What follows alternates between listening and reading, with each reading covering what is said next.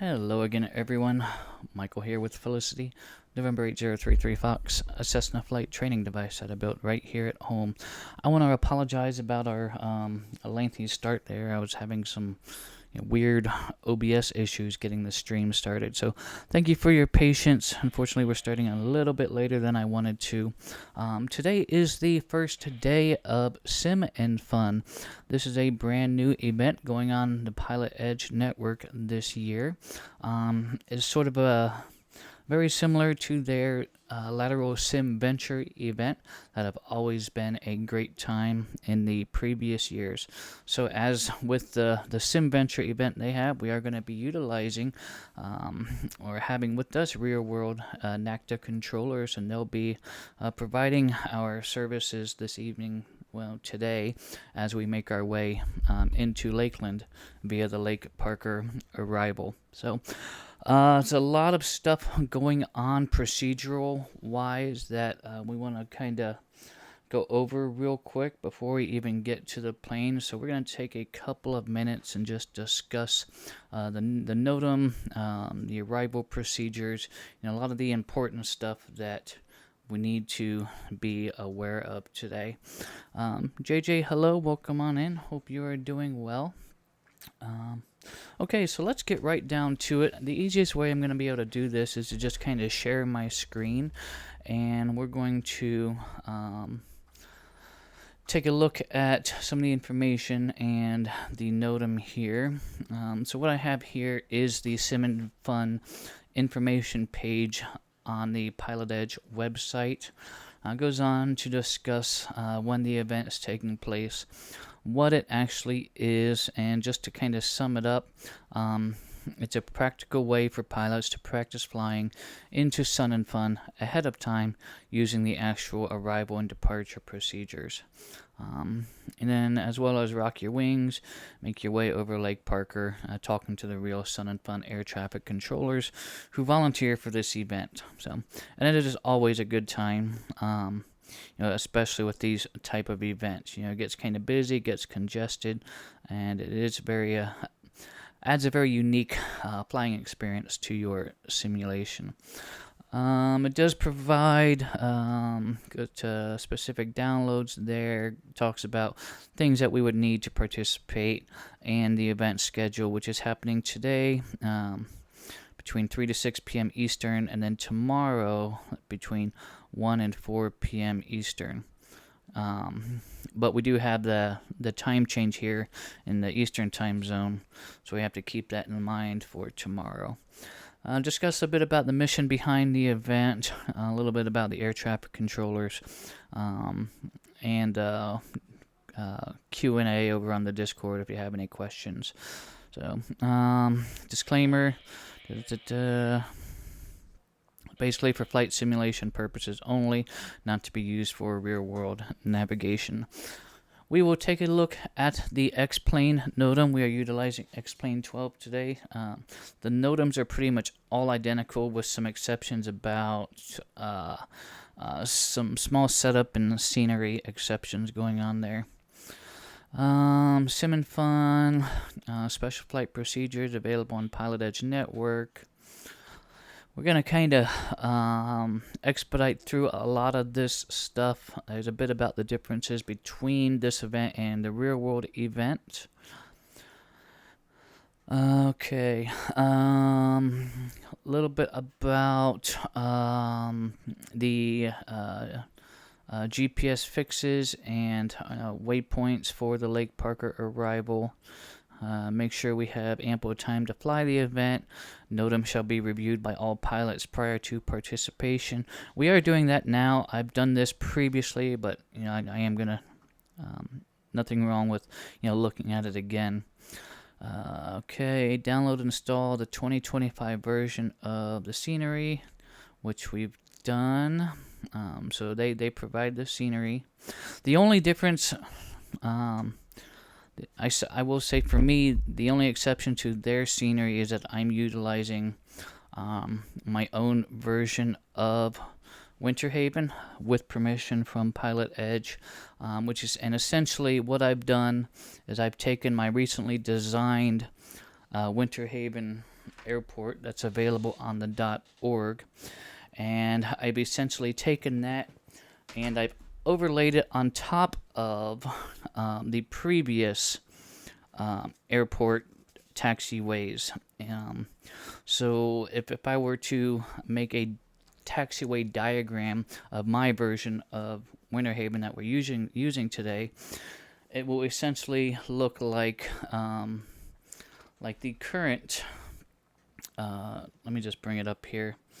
It'll essentially look like the current taxiway chart that's basically set directly on top of the pre-existing taxiways. So, but it will work for our purposes because, again, compared to the scenery that they released, we are going to have the same taxiways available. So that is the only scenery difference. So it'll look a little bit differently flying with me than flying anyone else that might be flying the event today. Pre-flight and planning, strictly VFR. All pilots must file a VFR flight plan, which we've done. Only one flight plan is necessary per day. We do have 4 flights, so that's got traffic injection, so we've got that taken care of. We will be doing a radio test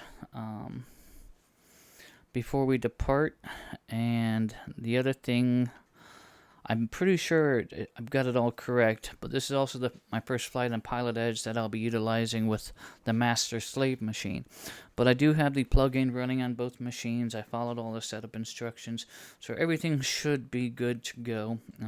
I'll be connecting to PilotEdge, of course, from the master machine, and then we will do the radio test once we get over there. Rouse House, hello, welcome on in. Hope you are doing well. Let's see. Check radios on frequency 123.45. We know how to do that. Departing for Sim and Fun. We're not departing anywhere on the west coast of the United States. Lake Parker VFR arrival to Lakeland. This is what we want to kind of look at real quick. Only 4 fixed-wing piston aircraft. That does include our 172. Turboprops and jets shall fly a different arrival, which we're not going to discuss. It's not applicable to us today. And then checklist as we approach Lakeland. Listen to ATIS at least 60 miles from Lakeland. So we're just going to have that on standby on the ground at Winter Haven, and we might even try and listen to that on the ground. I don't know if we'll get it just due to line of sight and VHF radio, but we'll at least try on the ground before we even depart. Maybe we can be a little bit ahead of the situation. Within 40 miles of Lakeland, all aircraft lights are to be on. Transponder set to mode Charlie, squawking VFR. And since everyone is utilizing the Kavak weather, we're utilizing standard pressure 29902. They will monitor Lake Parker arrival on 124.5. And then a little bit of a map here about the arrival. Gives kind of a visual overview of where the various fixes are. Okay, the procedure starts at Fantasy of Flight transition, and then if it gets busy, they might move us out to the middle of nowhere transition, which actually does live up to its name. VP MNO. If you're at that fix, you're literally in the middle of nowhere there. Talks a bit about approaching the transition. Approach designated transition at 100 knots. Or 1,200 feet. Aircraft unable 100 knots shall maintain 150 knots in 1,700. That won't apply to us. Pick out a similar aircraft and type and speed. Follow. Remain at least 1/2 mile in trail. Do not overtake another aircraft. Do not S-turn to follow another aircraft. And instead break off if we need to and head back to the starting point. Discusses a little bit about the various transitions. Again, middle of nowhere, Fantasy of Flight. A little bit of the same type of information, airspeeds, altitudes. As we get closer over the SunTrax test facility, turn southwest towards the north shore of Lake Parker. And fly westbound over the north shore. The power plant smokestack is located at the north side of Lake Parker. Fly between the main power plant building and the large smokestack, keeping the smokestack off your right wing. Ensure landing lights on and gear is down, but we are fixed gear, so that doesn't apply. ATC will contact us in the vicinity of the North Shore using aircraft color and type to provide sequencing and other arrival information. ATC may ask us to rock our wings as an acknowledgement of instructions. We are not to transmit unless asked to do so by ATC or if an emergency situation comes up. Sierra X pilot, hello, welcome on in. Oh, you're over there skiing Mount Mansfield. What is that? What is that local snow trails over that way? I think that's what it is there. Okay, let's see. What do we got here now? Monitor Lakeland Tower. Let's see. Okay. There, from the North Shore, depart the power plant flying westbound. You will see baseball fields to your left. Continue westbound for approximately 1/2 nautical mile until reaching Interstate 4.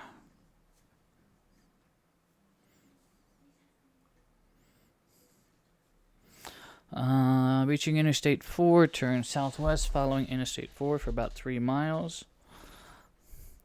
Once past the golf course, turn south, keeping the golf course and Keg Tower off your left and the Whitewater Tower on my right. Continue flying southbound toward the large V-shaped building. The blue-roofed airport terminal building at Lakeland is directly south of the large V-shaped building. And we'll be listening for instructions from the tower. Continue, let's see, over large V-shaped building. Continue down toward the blue-roofed terminal. Then plan to turn downwind prior to the airport terminal building in the vicinity of Drainfield Road. So looks like there's a road that runs east and west just north of that terminal. And it looks like we want to kind of be prepared to turn downwind before we cross that road there.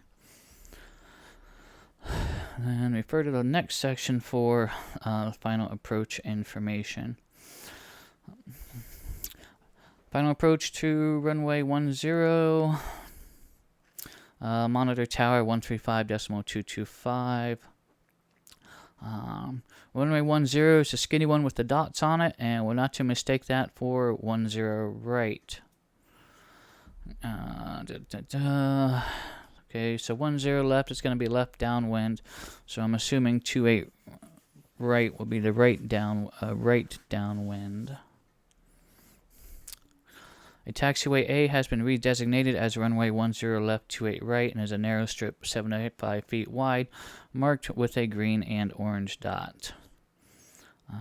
Okay, be alert for a special event and flyby aircraft using the main runway. Expect numerous aircraft at or below 2,000 MSL south of runway 10 right and 28 left. If you need to go around, do not deviate south of 10 right 28 left. Displaced thresholds are indicated by banners on each side of the runway. Do not land before the 10 left banners. If you require the full length, advise the tower. You may be instructed by the tower controller to land on either the green or orange dot. After touchdown, high-speed taxi all the way to the end, and then turn right onto taxiway Charlie. Cross runway 10 right unless specifically instructed to hold short, then taxi to parking. Will follow the flagman. And then if we want to take back off, I'm sure we will follow the flagman for departure. And then the final approach runway 28 right sort of mirrors the 10 left. A little bit about the Lake Parker VFR holding procedure. So we would be circling the Lake Parker on a counterclockwise direction, if we need to do that per ATC. Okay, maintain 1,200 feet, 100 knots. Skydiving activity northwest of Lakeland. Definitely need to keep that in mind. And then the Warbird South arrival doesn't really apply to us. We have a frequency sheet here that has all of the applicable frequencies on it that we might need today. Temporary tower and ground at Winter Haven Gilbert's 119.22. And then departure procedures out of Lakeland, which will apply to us. No ground control. Instead, we follow those dynamic flagmen. Okay, final flight plan. We've done that. If taxiing back for departure immediately after landing, follow the flagman to the departure runway. Make sure we're squawking mode Charlie. Be ready to depart upon reaching the hold short line. Run-up should already be completed. As we taxi, monitor departure tower frequency. Okay, do not check in with tower. They will call us. Air traffic controllers on elevated platforms, gators near runway departure points will clear all aircraft for takeoff via the applicable departure frequency. Waiver has been issued for two aircraft to line up and wait side by side using both sides of the center line. Controllers may use this technique during periods of high traffic volume. Readback of clearance is not required. Remain on tower frequency until clear of the Lakeland Delta airspace. And then departure instructions: proceed straight out for 3 miles before proceeding on course. Avoid Lake Parker and Lake Hancock for obvious reasons. There's going to be traffic all over the place there.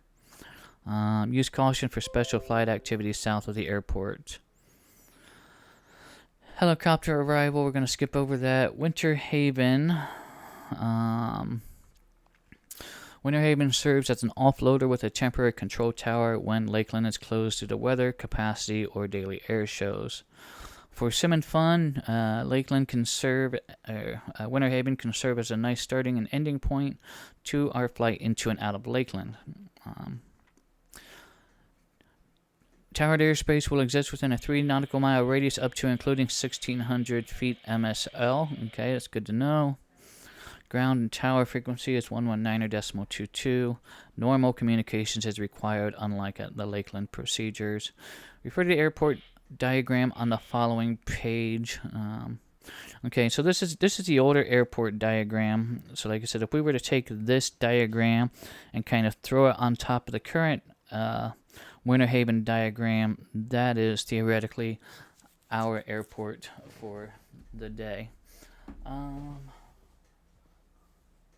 Jeffrey B., welcome on in. Hope you're doing well. We are just going over pre-flight information for Sim and Fun on the PilotEdge network.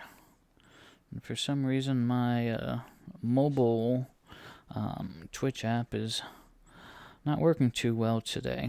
So, yeah, so essentially, we're using custom scenery of GIF for today. So we're going to have more taxiways than you would see on either this chart or the current chart, if that makes sense. Dynamic flagmen. This is what a flagman kind of look like, giving us directions. We'll only see them at Lakeland Airport. Goes on to discuss a little bit about available moving map options we use for flight. There is AeroNav map available for iOS. And then the PilotEdge Live map works on just about any internet-connected device. Let's see, is there anything else that we need to really go over? I don't think so. A little bit about progressive taxi, that kind of spoils the fun. Some Q&A type stuff, and then there's some acknowledgments at the end here for scenery, for X-Plane, MSFS, and things of that sort. So, yeah, I think we are at a point where we can head to the aircraft, get it walked around, make sure everything's good to go. Jeffrey B., thank you so much for your resubscription to the channel. 25 months in a row, that's amazing. Over 2 years. I can't thank you enough for your continued support there. Alright, I think that's it. I think we can head on over to the plane, and I will see you there in just a couple of moments. Thanks for coming in today.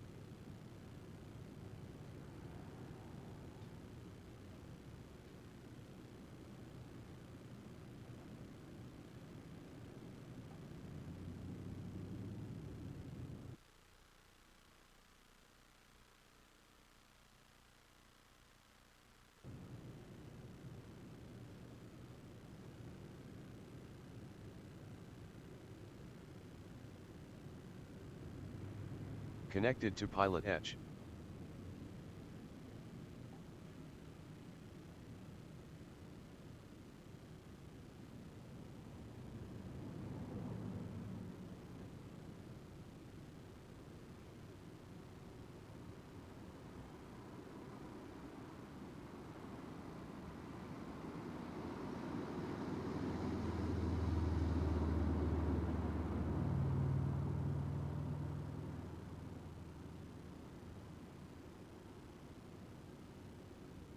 Teammate is up. Mic check when ready.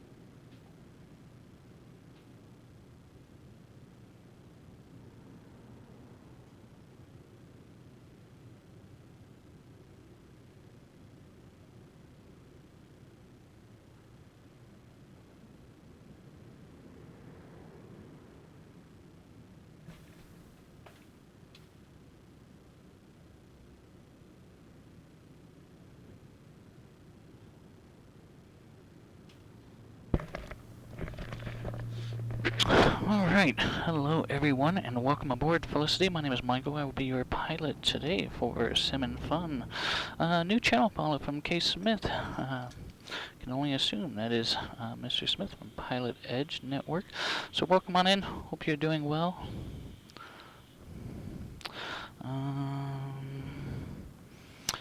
Let's see here. what do we need to do first? We need to kind of do a walk around. Let's get some lights on. Master, beacon, landing light, taxi light, nav light, strobe light. Flaps are going to go down.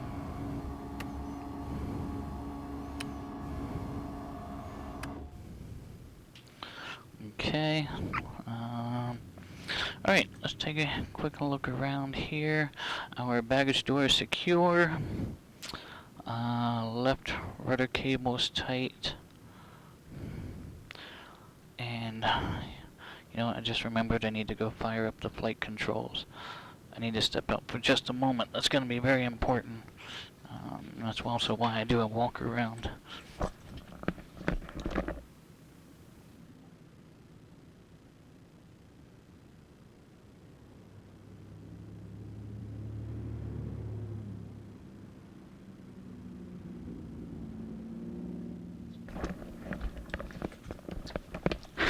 Alright, we'll try this again here.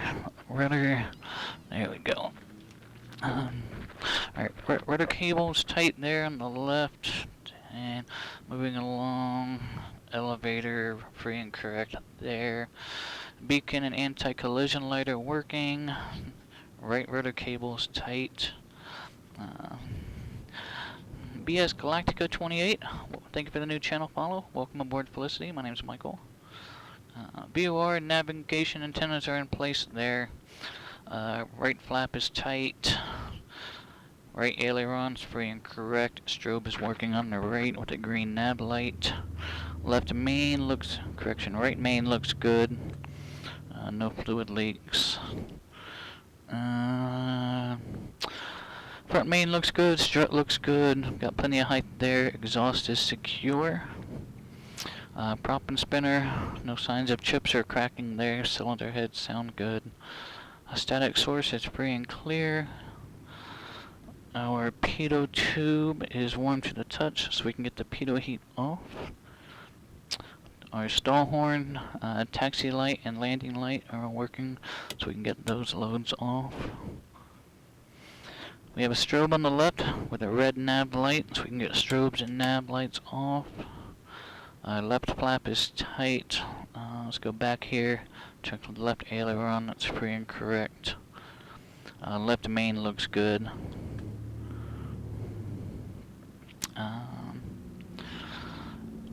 Okay, fuel caps are installed and streamlined. Everything looks good there.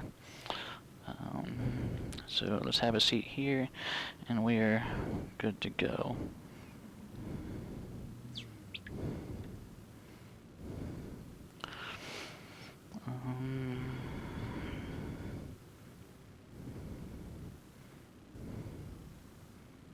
Bear with me just a second here.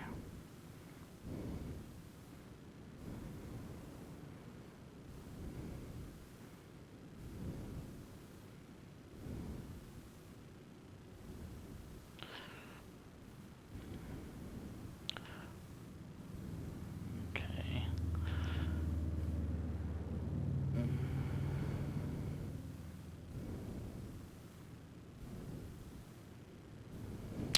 Alright. We need to do a radio test, so after we get our bird fired up, we need to do that before we do anything else. Let's get Master back off for now. Hey Shirley, are you with me? How you doing?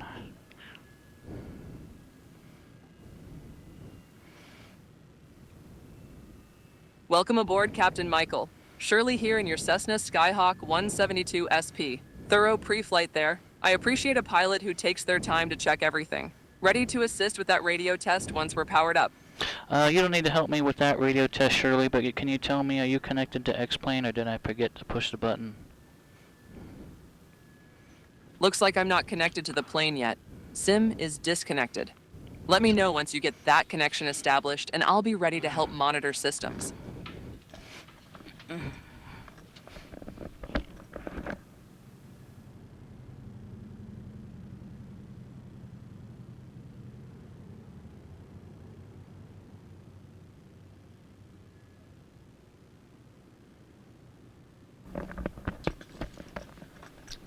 Alright, that ought to get that taken care of.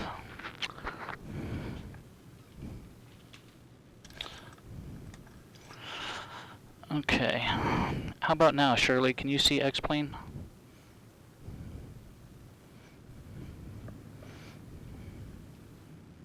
Yes, I can see we're parked at Winter Haven Regional, KGIF, with flaps full down and brakes set.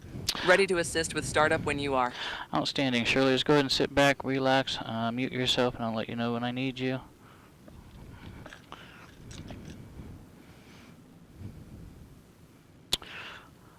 Muted.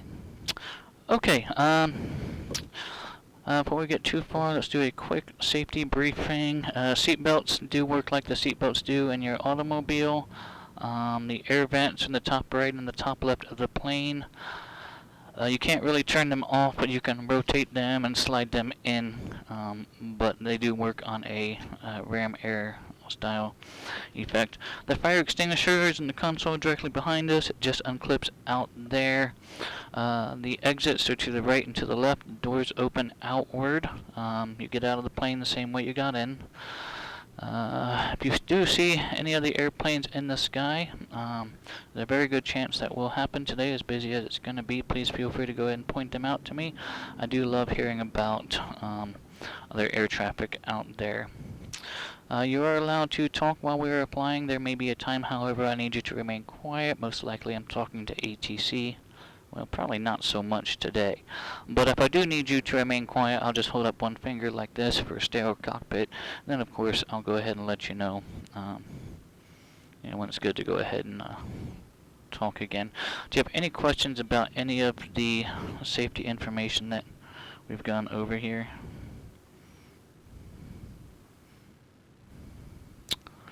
Okay. Alright, let's get our bird started up here. Circuit breakers are all in. Alternate static air's off. Moving right along to our startup checklist. Seat track, let me get scooted up here. Avionics are off. Carb heat is off. Mixture is going to go full rich.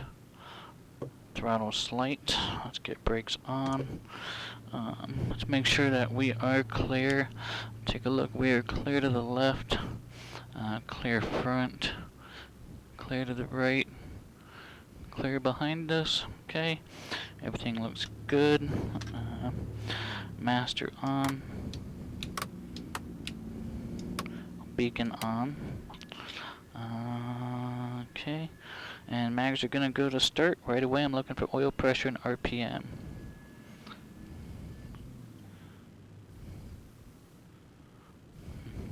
Here we go.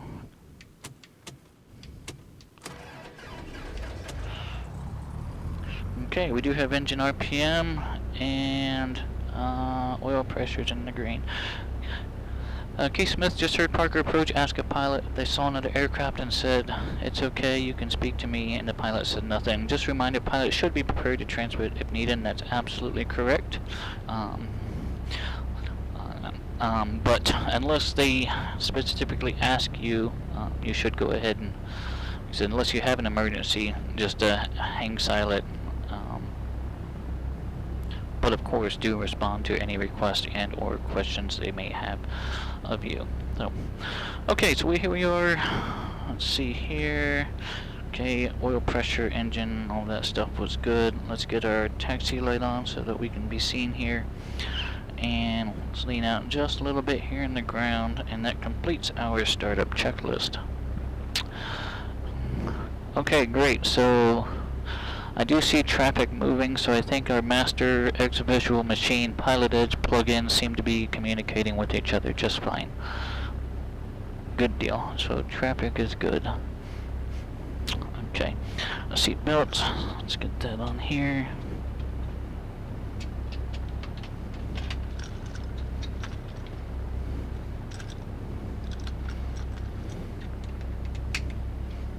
Alright, seatbelt secure. Flaps going up. Avionics going on.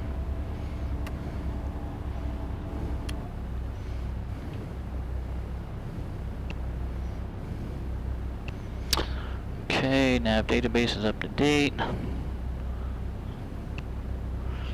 Alright. Let's wait for the TOS test to come up. TOS system test okay. Alright, sounds good there. Radio check. So we're going to turn both radios to 123.45.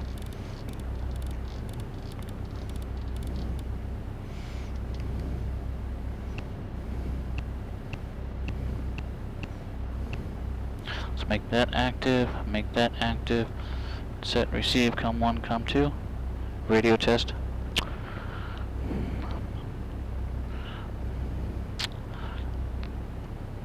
Radio test. Nothing. Okay. 123.45. COM1, COM2. What did I forget to do?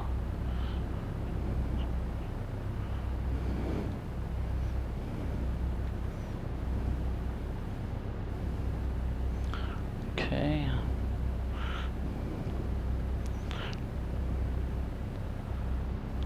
I'm assuming the button is mapped correctly. Because transmit is showing up here. I know I connected to the PilotEdge network. Let me go check the radio debug real quick. Power back. Parking brake on. Just gonna leave the engine running while I figure this out. Yep, we've got COM2 on standby. COM1 and COM2, we are monitoring them both.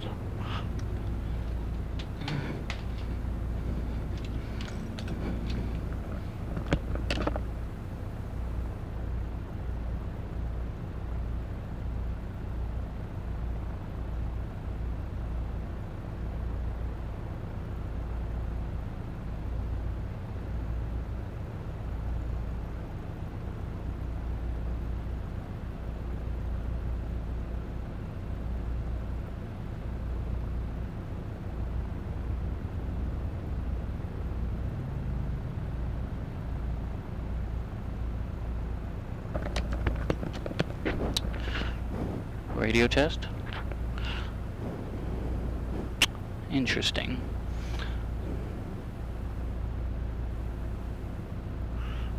Alright.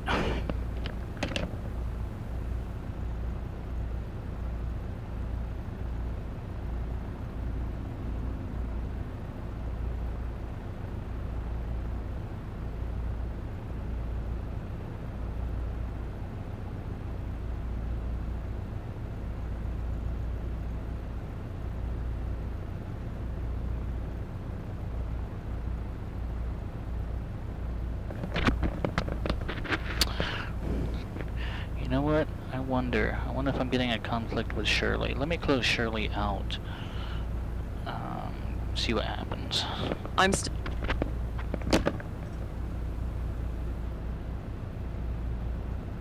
I can see you're troubleshooting the radio at...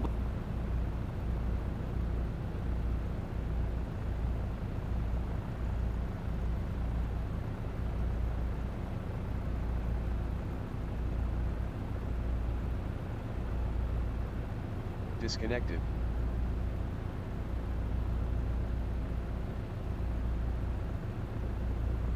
Connected to PilotEdge.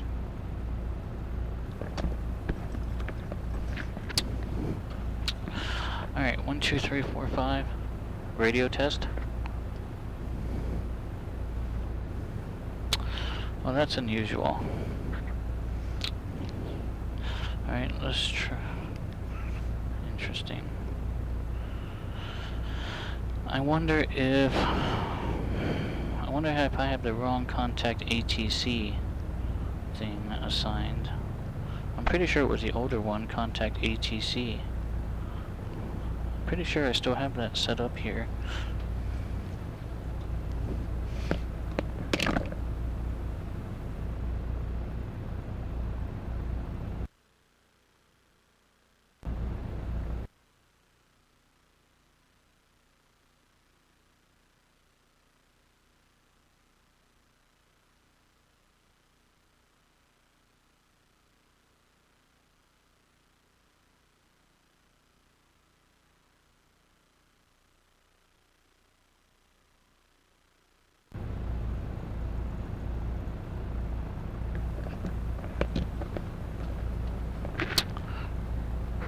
Radio test.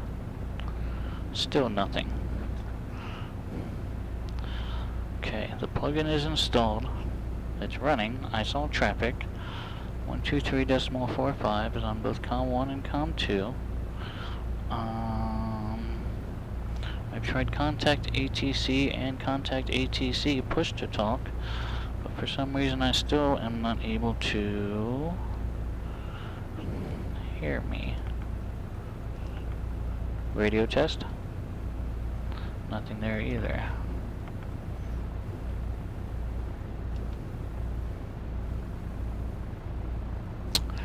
Okay. What else could be going on here? My understanding, there's nothing I need to do with the plugin on the visual machine, and in fact, it's not even giving me any sort of option there when I go up here to look at the plugin menu. They're all grayed out. And I know my microphone was working because Shirley heard me. So what else could be going on here?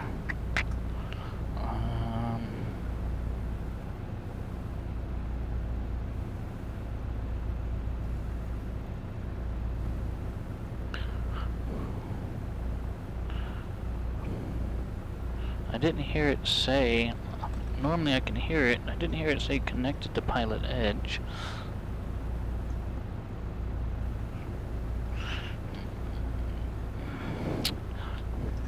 I did open up the radio debug screen. In fact, let's head back over here real quick.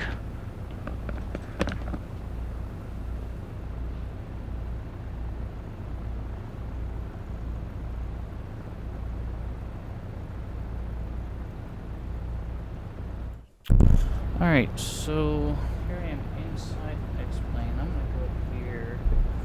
Plugins, PilotEdge, radio debug. COM 1 is enabled, COM 2 is enabled. Establish, power's on. Both tuned to the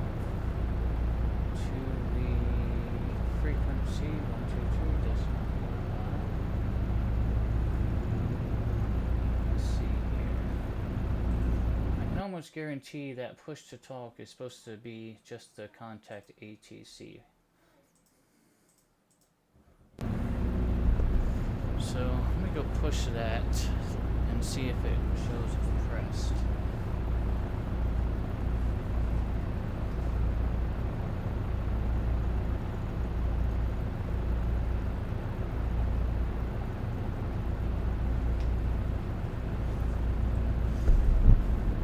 So it looks like it did change there.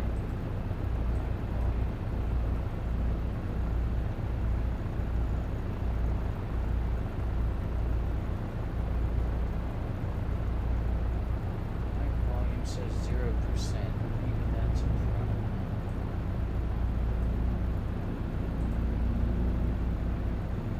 Preferences. Doesn't give me an option there.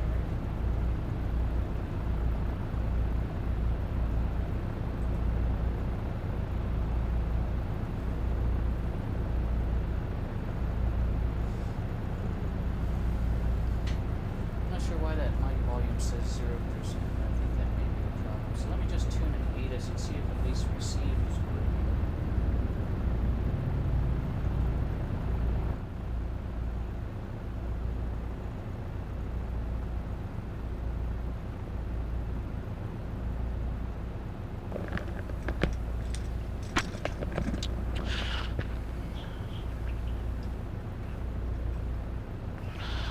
Okay, so I need to figure out why that mic volume is set to 0, but first let's just see if we can grab ATIS real quick.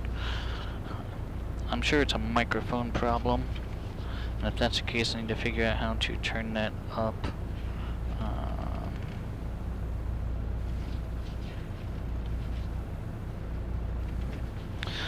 wonder if I can tune 133.675.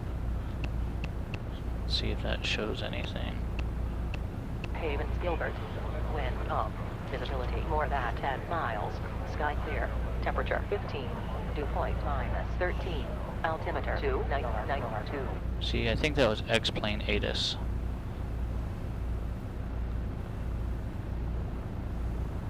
Automated weather observation. Winter Havens, Gilbert. Wind up. Visibility more than 10 miles. Sky clear. Temperature 15. Okay.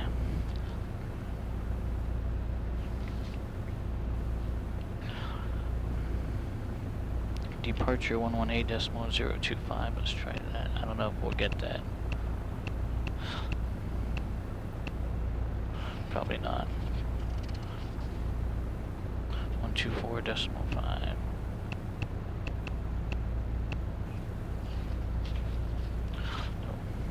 So since we're underground, we may not be able to get any of them. But I need to figure out why that mic volume says 0% and figure out where I can adjust that at.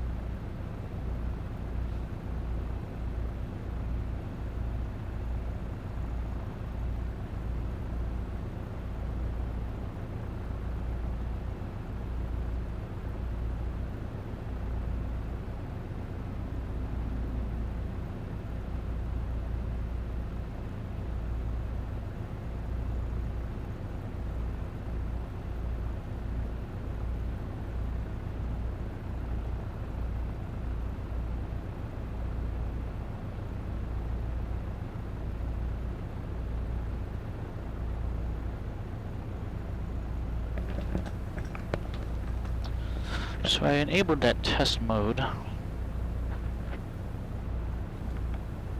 Testing, testing, and I still can't hear myself. So, I don't know where the plug-in is getting the microphone volume of 0% from.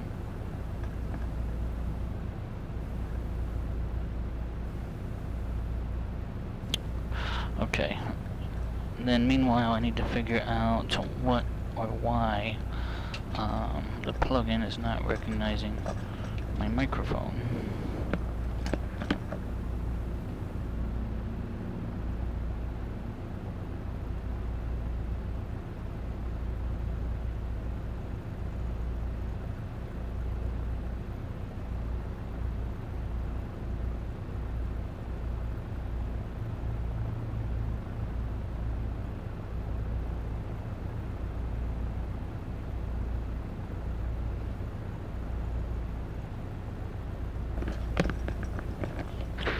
Alright, that makes sense then.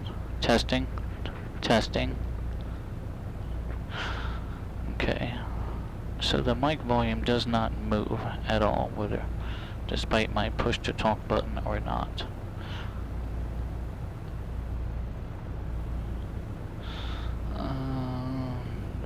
The radio debug screen is responding to the push to talk button, saying it's pressed.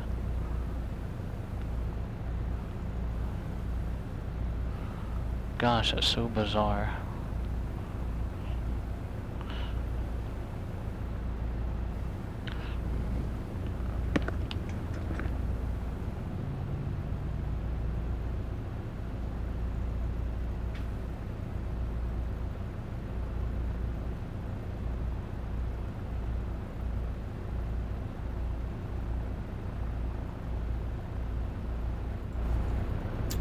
Alright, well, let me figure some things out here. Nothing else running, should be using microphone. So here,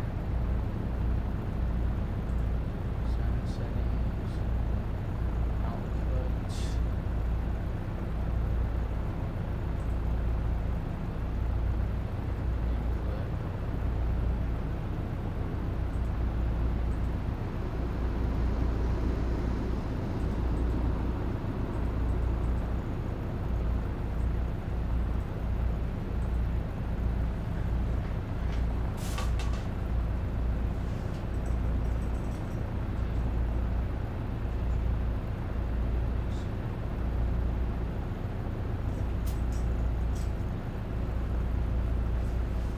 Windows is seeing my microphone. No ADIS at GIF, only at Lakeland. Okay. still trying to debug why I'm still not able to transmit though.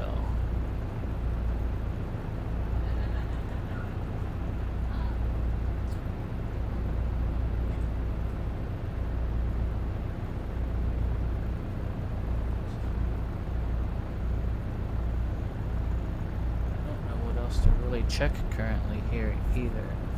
Everything is looking good.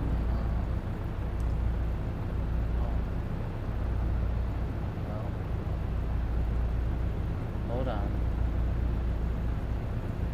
Let me try something here.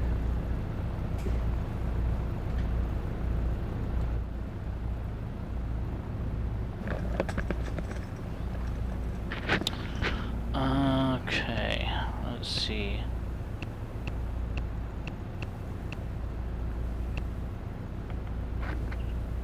Testing.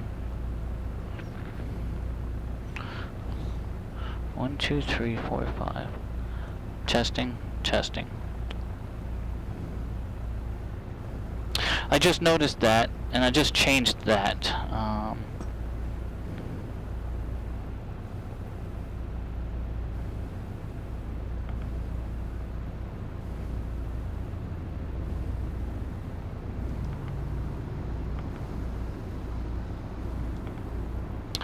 Testing, testing.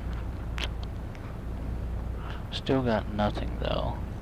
Yeah, I did have it miskeyed, and then I just changed that. So now they both are reflecting 123.45. And I know that my headset microphone is connected to the X-Plane master machine that the X-Plane or PilotEdge plugin is running on.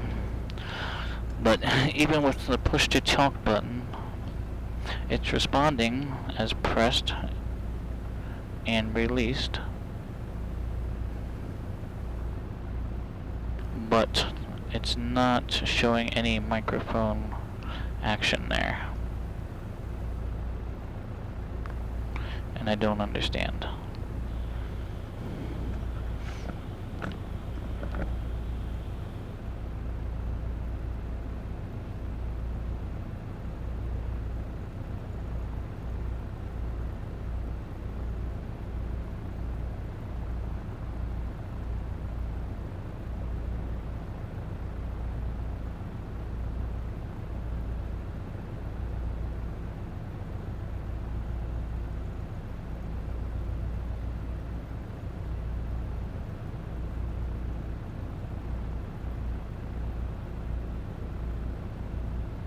Disconnected.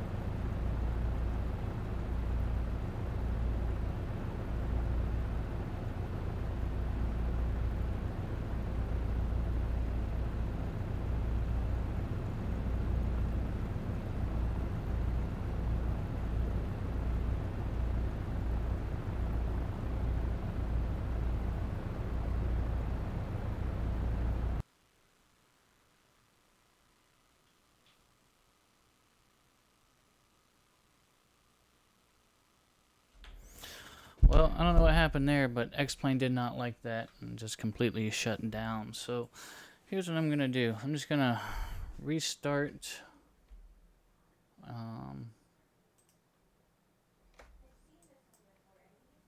Restart the X-Plane here.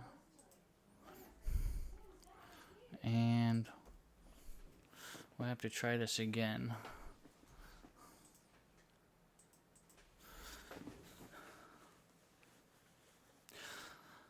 The only thing I can really think about why it might have been occurring is because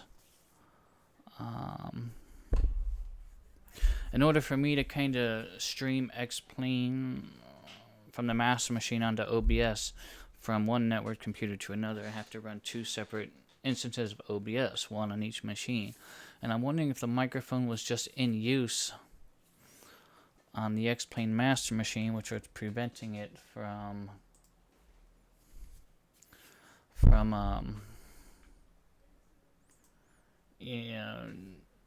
X-Plane being able to use it.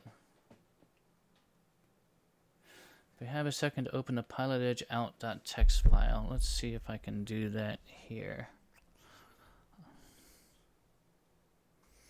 Would that be saved in the plugin directory, Mr. Smith?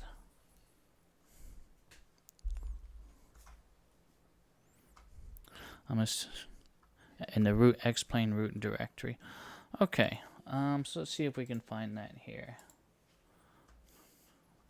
And we'll go here to the master machine, X-Plane 12 root directory, and then we have PilotEdge out.txt.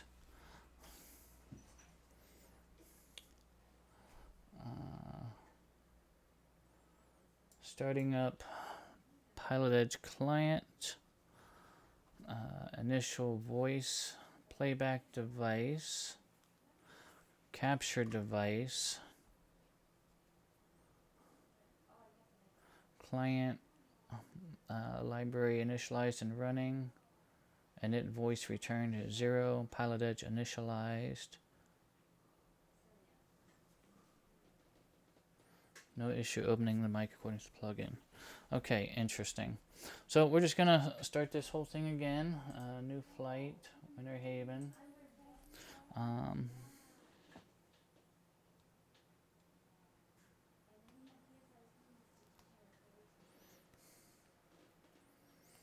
Was the sim restarted since the last run? So my order of operations was fully loading the master machine into Winter Haven Gilbert, and then I started up the visual machine, which automatically loads the visuals at Winter Haven Gilbert, and then I connected to the PilotEdge network. So that was sort of the order of operations. Because I read the networking instructions to make sure that the visual machine was fully loaded before connecting. And since I saw traffic moving, I can assume that the connection was fine.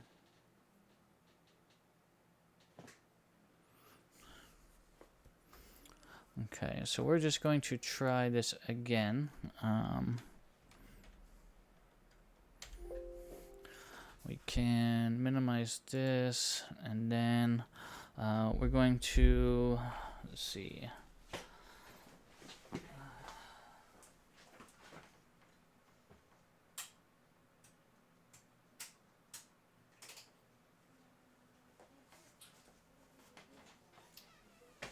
Alright, so we'll do I had to do a full reset of the controls. So let's head on back there, and we will try this process again, and see what happens.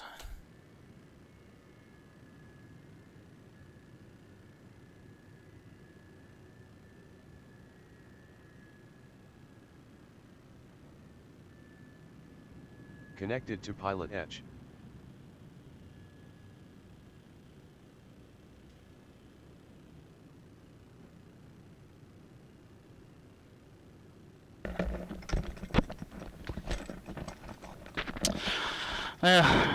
You know, I expect some initial issues, troubles. Like I said, this is the first time I've used the network since I redid my configuration here. So we're just going to expedite this startup here. Master, beacon, mixture. Clear prop, we're clearing the right, clear left, clear front, max to start. Here we go. Oh.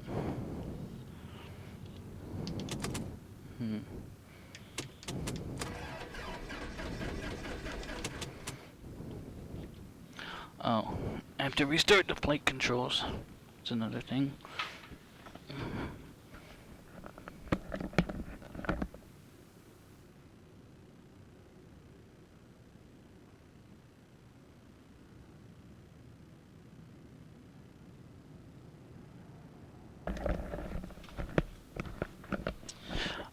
try this again. Mixture. There it is. And brakes. And max to start.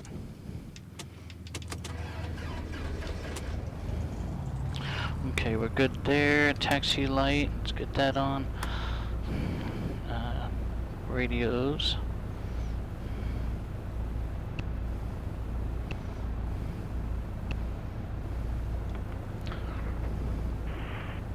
Testing. Okay, there it is now. So. TOS. System test OK.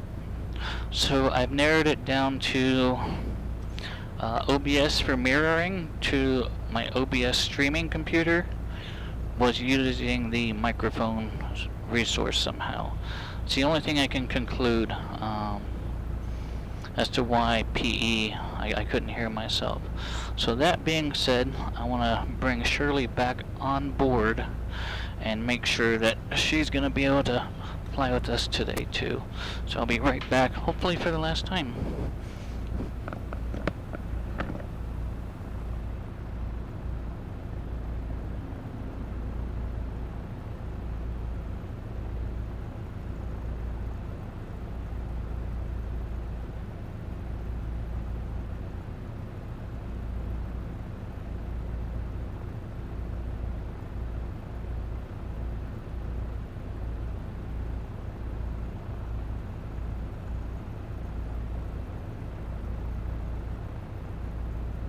Teammate is up.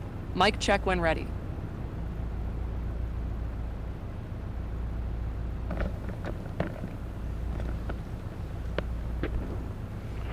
Radio test. Okay, so we have Shirley. Hey Shirley, Michael back with you finally. Welcome back, Michael. Shirley here in the Cessna 172 SP, assistant mode active, ready to fly when you are. Outstanding, Shirley. We are heading down to Sun and Fun in Lakeland, Florida. We have our NOTAM here with us, and we have this handy-dandy fly-in quick reference cheat sheet that I found on the PilotEdge Discord that will kind of be beneficial for us, I think. It's a really kind of a neat, all-encompassing sheet here. Okay, so we've got our microphone finally debugged, our pre-flight is done, our walk around was good. We've got plenty of fuel. So let's see, what else do we need to do here? Did that. Okay, so let's continue along with our checklist here. Startup checklist was done. We were in pre-taxi checklist. We had our avionics on. Our weather is Kavak, clear skies preset. So our altimeter, I'm just going to set that to 29902, and I really hope that confirms with our field elevation here. 100 and maybe 50 feet or so. 146, so we're good there. Avionics, ADIS. Roger, ready. Transponder on, mode Charlie. ADS-Bs tied into GPS. Brakes will test on the roll, as well as our attitude indicator and turn coordinator. But let's go ahead and set our heading indicator to compass, which we are facing north. And then we'll setting waypoint for Lakeland. Yep, go ahead and set a waypoint for Lakeland, Shirley.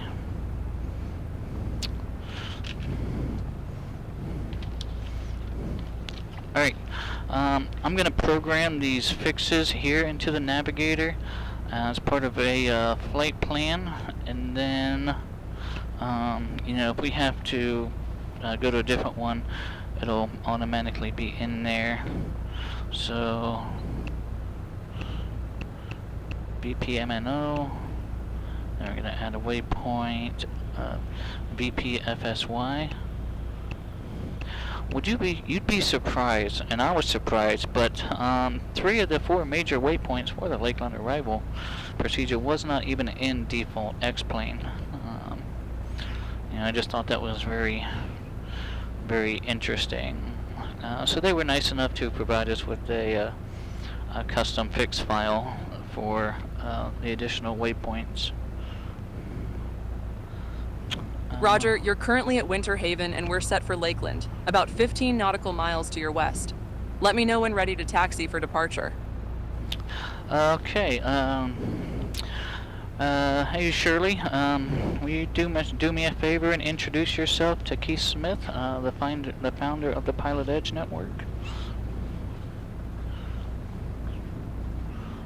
Hey Keith, Shirley here, and I must say, you've created something truly special with PilotEdge. I'm just an AI co-pilot trying to help make training more accessible, but you're the one who revolutionized online flight simulation with real ATC. And no, don't call me Shirley.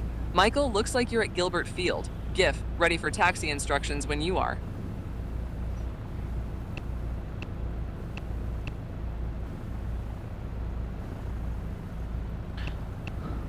Well, Shirley, that was a nice introduction.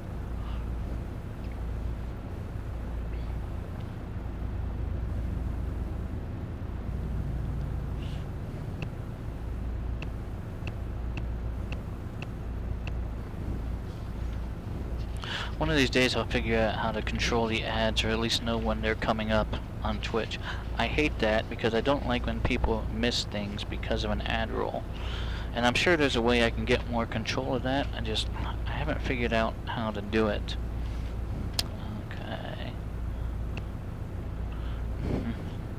Okay. Missed the whole thing. Alright, hey Shirley, would you do me a favor and reintroduce yourself to Mr. Keith Smith? What you said before was just fantastic, so go ahead and say that same thing. Hey Keith, Shirley here, and I must say, you've created something truly special with PilotEdge. I'm just an AI co-pilot trying to help make training more accessible, but you're the one who revolutionized online flight simulation with real ATC. And no, don't call me Shirley. Alright, so we got our flight plan set up here with all the fixes along the Lake Parker arrival. Roger, you're set for the lake arrival into Lakeland. Heading 260 when ready for departure. Need anything else before we taxi? No, Shirley, you just hang tight and mute yourself. I'll be talking to the PilotEdge people here momentarily. So just enjoy the ride. I will let you know when I need you, and I hope you enjoy the wing rock that we will hopefully get. So Keith, like I said, Shirley is an AI co-pilot developed by Airplane Team. One of the developers is, over the past couple months, has become a good friend of mine, you know, kind of going back and forth, working for improvements and whatnot. But the focus is behind her is to sort of assist with training and just about any sort of, you know, cockpit management you might need assistance with. She works best with X-Plane currently. She's being integrated into MSFS. You know, so if you're flying, you know, something a bit more complicated, you need a little extra hand, she can control autopilot, radios. I can even ask her to change the weather and things like that. You know, if it's got a data ref and X-Plane, most of them Shirley can manipulate just by simple voice request. Okay. Muting now. Let me know when you need me back. Absolutely, Shirley, will do. Okay, 119.22 Muted. is for temporary tower here, and then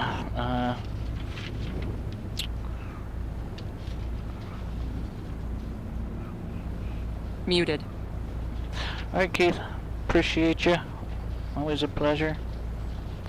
Okay, then I want, on standby, I want Lakeland arrival ATIS 128.575. Muted. Shirley, you don't have to remind me that you're muted. Roger, won't remind about muting anymore. Okay, so I think we're good to go. 119.22.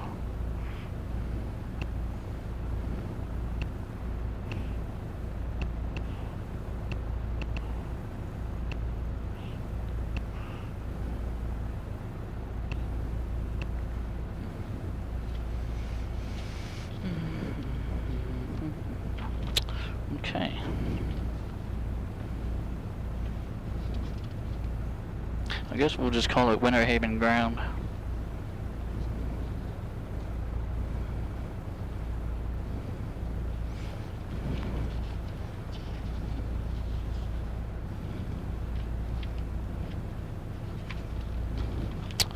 Alright, let's get scratch pad set up here.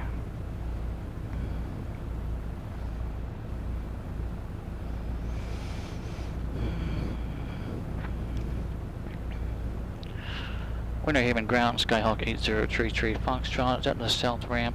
I'm requesting taxi for VFR departure to the north with the numbers. Skyhawk 8033 Foxtrot, Winter Haven Tower, runway 5, taxi via Alpha.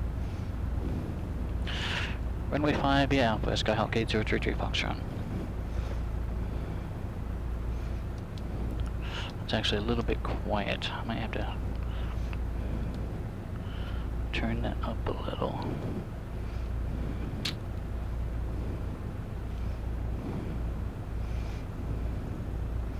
Okay, runway 5. Okay, so that's just kind of straight out there. Alright.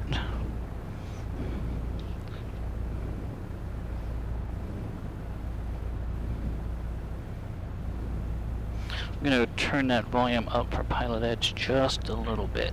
Trace phone number 4406 Foxtrot, pipe is 10 Echo, FBO request taxi via faster than Alpha.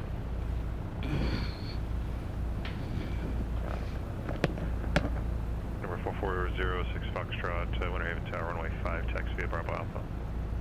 5, taxi 5 Bravo Alpha, Delta 66 Foxtrot.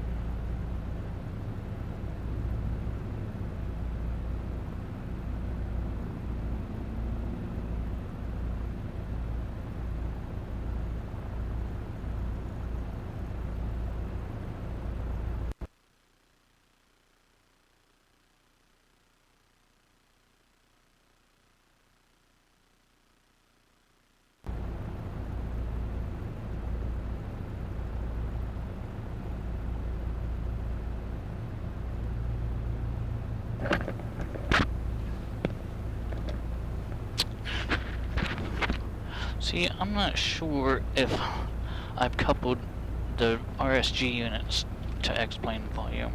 I've done it on the audio panel, but for the master volume only. Alright, let's get a run-up out of the way. Okay, run-up checklist. Should have done that before I called for taxi, dang it. Alright, brakes are on, fuel's on both, trim set for takeoff. Flight controls down right, up left, down on the left, up on the right. Elevator and rudder are free and correct. 1600, brakes on, here we go.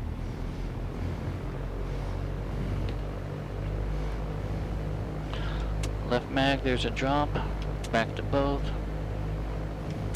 Right mag, there's a drop, back to both. Carpet on, there's a drop, carpet off. Suctions in the grain, oil pressure, oil temperature look good. We've got good fuel flow. Alright, everything looks good. Let's go ahead and idle back here. And we were cleared runway 5 via Alpha. Is clear to the right, clear to the left, parking brake off. November 4406 Foxtrot's ready. Number 4406 Foxtrot, Winter Haven Tower, runway 5, wind calm, clear for takeoff. Runway 10 left. Runway 5, November 4406 Foxtrot.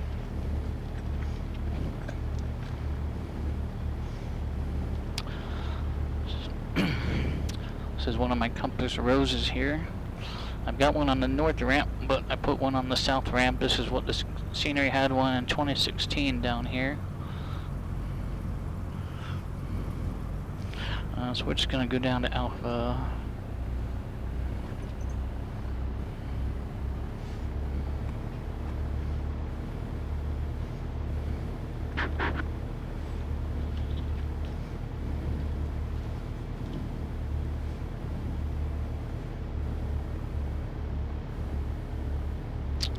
Okay, yeah, and I set the volume to 50%-ish in the X-Plane GUI for the radios. Winter Haven Tower, Golf, Bravo, X-Ray Tango Sierra. Golf Bravo, X-Ray Tango Sierra, Winter Haven Tower. Golf Bravo, X Tango Sierra is Diamond DA20 on Southern Apron requesting taxi instructions for a verified departure to Okay, the north. so that makes sense. Golf Bravo, X-ray Tango Sierra, Winter Haven Tower, runway 5, taxi at Bravo, Alpha, altimeter 2992. Altimeter 2992, runway 5 in use, and taxi via Alpha and Bravo.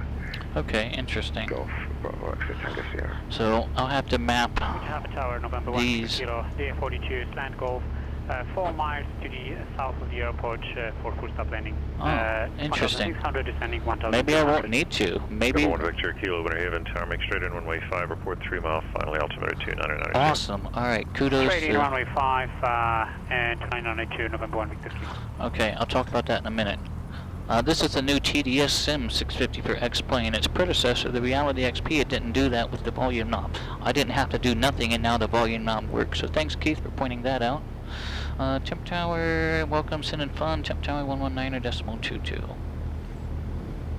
Outstanding. That's awesome. Okay, strobe lights going on.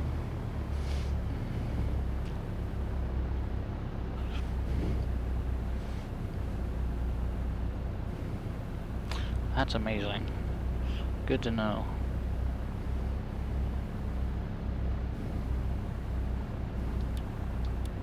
I'll have to check on Number that 1 one. Victor Kilo, 3 miles.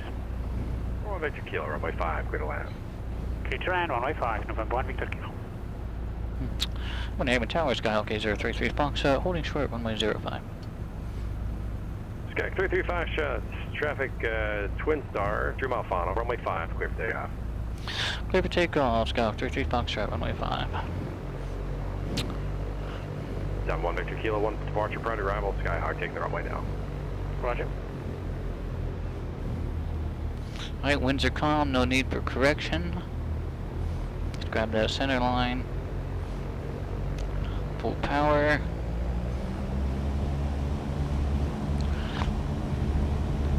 In the green. Airspeed's alive. Let's rotate 65. Positive rate. Climb out 80.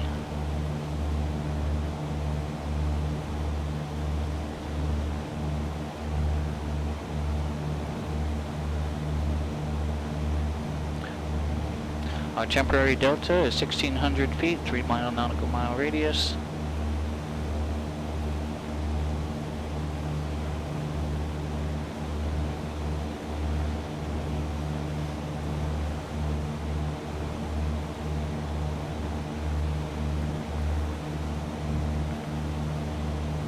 Lakeland, Simmons Fondatus, Information Alpha, wind calm, visibility 10, sky clear below 12,000, altimeter 2992.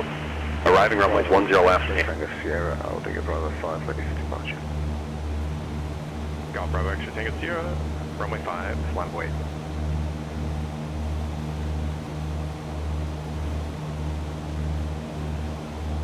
Number 1 Victor Kilo, right turn here and right on Bravo. Right here and then right Bravo, November 1 Victor Kilo. Okay, so I see what he means by having X-ray Tango Sierra, runway 5, line of independent control, because COM 2 is a lot louder than COM 1 now. weight. Golf X-ray, correction, Golf Bravo X-ray Tango Sierra, runway 5, line up and wait. Line up and wait, runway 5, Golf Bravo, X-ray Tango Sierra. And down 1 Victor Kilo, right turn here, Bravo. Continue straight ahead, cross runway 11, and it'll be Bravo and left turn at Charlie 3 into the right. There is a volume knob on COM 2.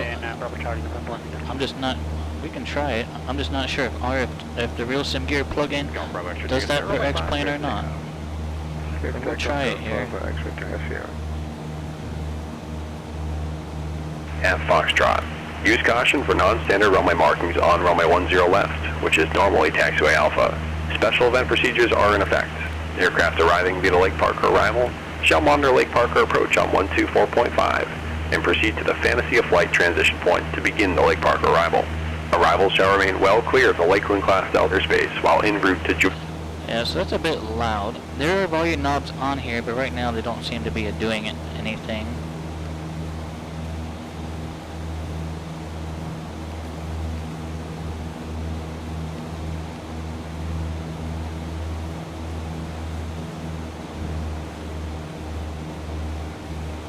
Alright, Alright, so let's go flight plan, fantasy of flight, activate leg.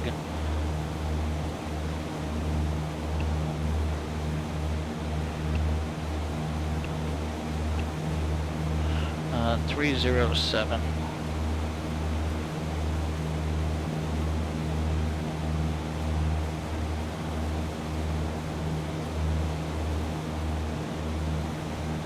Mary Arbitrary, welcome on in.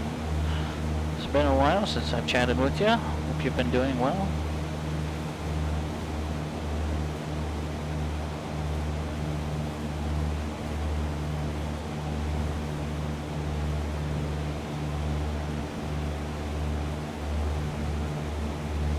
Okay, let's go and get all our lights on.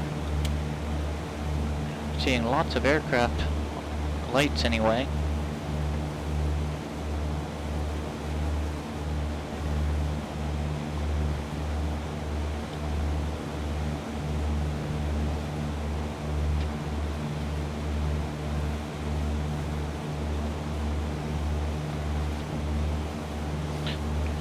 I'm doing well also. Thanks for asking, Mary Arbitrary.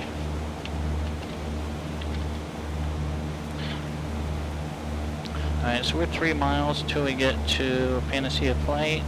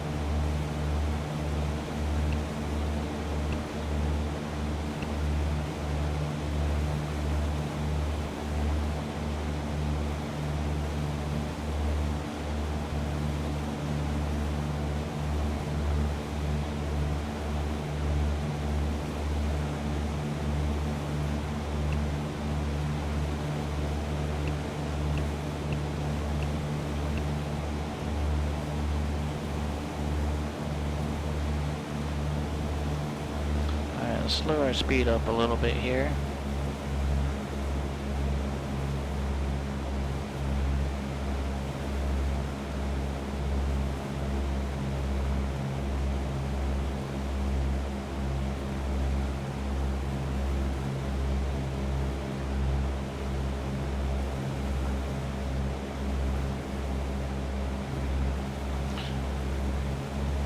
Oh, we need knots.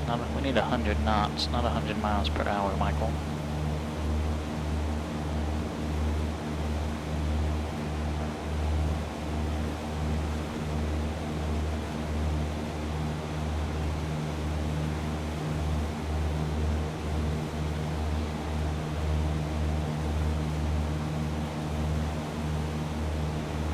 On runway 10 left, which is normally taxiway Alpha.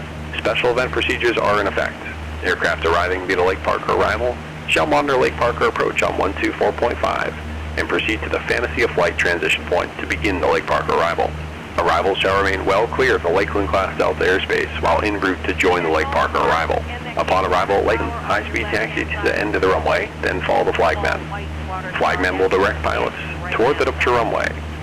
Pilots wishing to taxi to parking shall follow the flagmen until seeing signage for parking. Departing aircraft must follow the flagmen to the departure runway. Progressive taxiway diagrams can be found on page 24 of the notice. As a reminder, all pilots must set their simulator weather to a preset with clear sky and calm wind. Melvin Leroy, welcome on Lakeland, Sim and Fondatus, Information Alpha, wind calm, visibility 10. Sky clear below 12,000, altimeter 29092.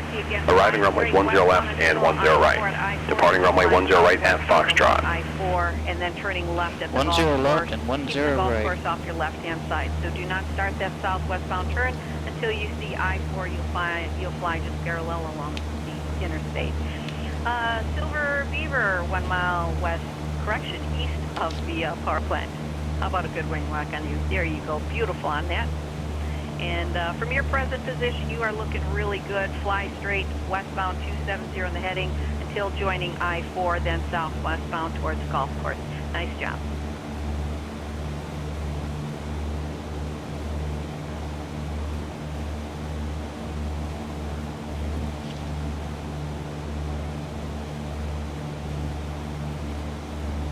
White and blue Skymaster, mile east of the power plant. How about a good wing lock on you? Beautiful job. You can, from your present position, you are looking really good. Fly 270 westbound and until joining I-4. At I-4 southwestbound to the golf course. At the golf course, turn left, fly southbound, and head straight towards the V-shaped building. Just make sure that you guys keep that golf course off your left-hand side and the golf ball white water tower off your right-hand side. If there's anybody that has passed the power plant still on my frequency over I-4 or past that, switch over to frequency 135.225 tower frequency. They'll pick you out about a mile or 2 miles out by typing color, give you instructions from there. We are landing runway 10 left, page 12 of the NOTAM. Wind is calm, altimeter 299er, 2. I hope you guys are having fun on this very first day of Sim and Fun 2025.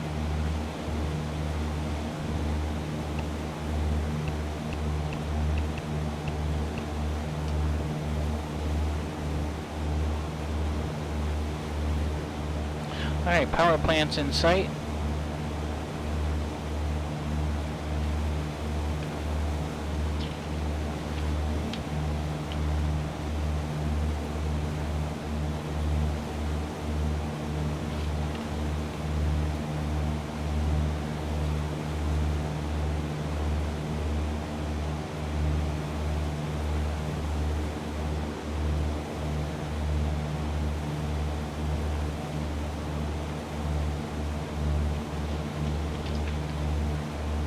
I think, yeah, that's the power plant.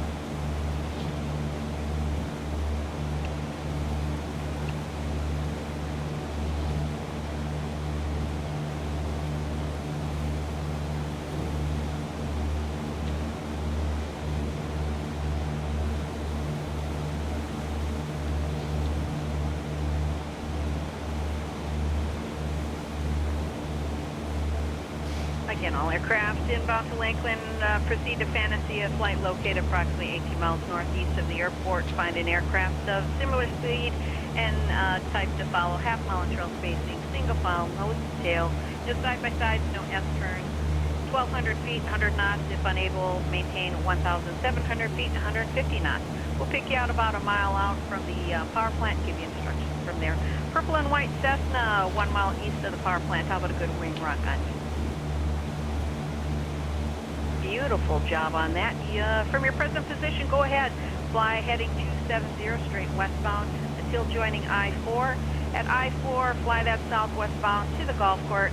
At the golf course, make sure that you make that left-hand turn, keeping that golf course off your left-hand side. Big white golf ball looking water tower off your right-hand side. Straight southbound from there to the V-shaped building. Tower pick you out approximately a mile or 2 miles out. Give you instructions from there.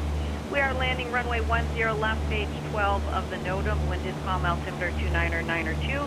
And again, we are starting our flight into Lakeland Airport at Fantasia flight transition, and that's approximately 18 miles northeast of the airport.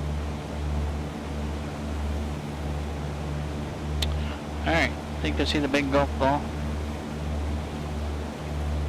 And again, for that purple and white Cessna, straight westbound 270 heading until joining I-4.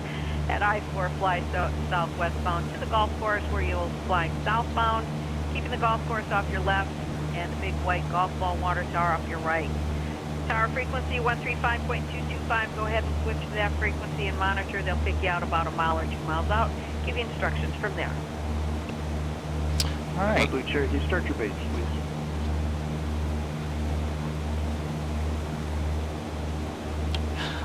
Northern Lake, welcome on in.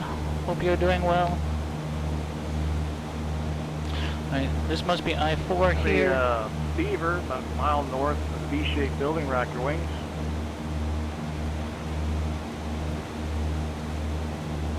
Swing rack, Silver, Beaver. You can start a right turn, go direct to the left base road 10 left, keep the north road. Cherokee on final, fly it down and land at or after the orange dot.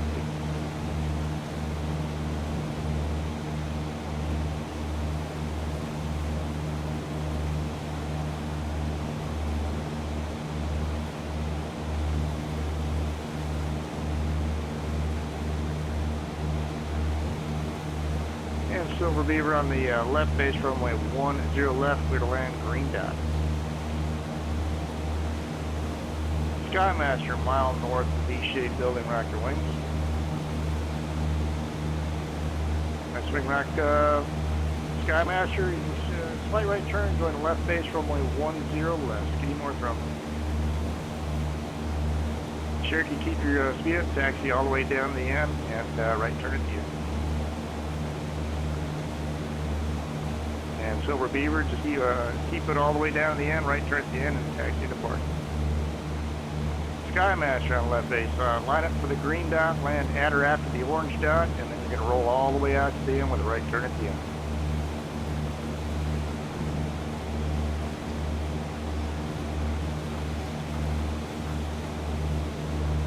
Alright, there's a... Pretty sure that's the water tower ball.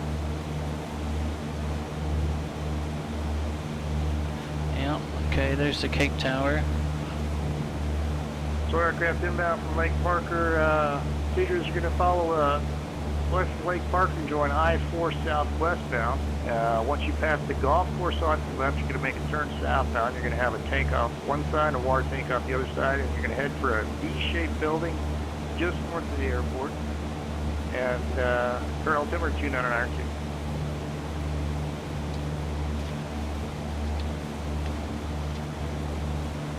Alright, there it is.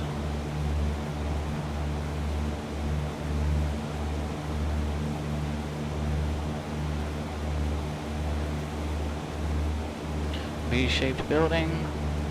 Alright, there's the road.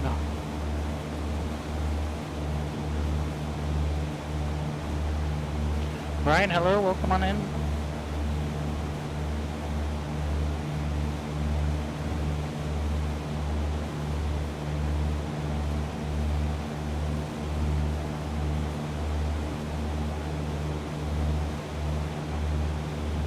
And I got a purple light system about 1.5 miles north of the V-shaped building. Welcome to Sun and Fun. Rock your wings, please. Very nice purple light system. You can proceed direct to the left base, runway 10 left, north skinny runway. Line up for the green dot, land at or after the orange dot, and welcome to Sun and Fun.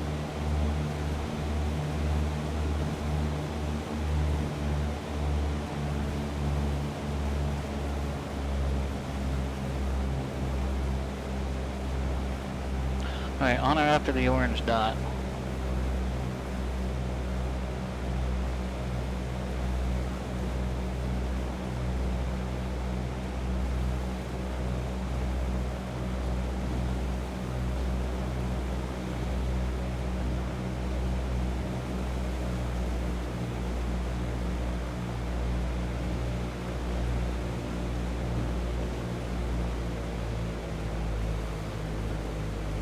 Carpet on, flaps going down.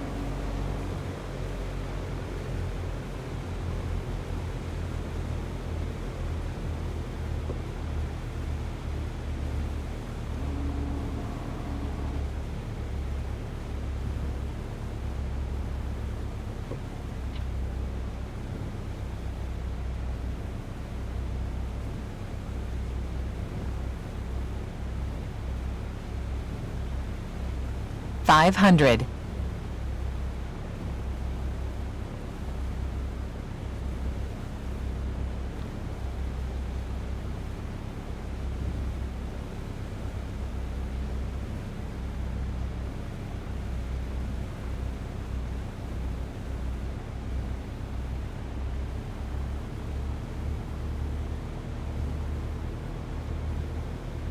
Aircraft inbound for Sun and Fun. He's coming in on a Lake Parker arrival. You're going to pass Lake Parker, follow I-4 southwestbound. You see the golf course, make a left turn. Just past the golf course, you're going to have a water tank off to your left, a water tank off to your right, and you're going to aim for a V-shaped building just north of the field there. And from that point, the tower will reach out and put you in the pattern. Got a yellow-white Cessna about a half mile north of the V-shaped building, rocket wings.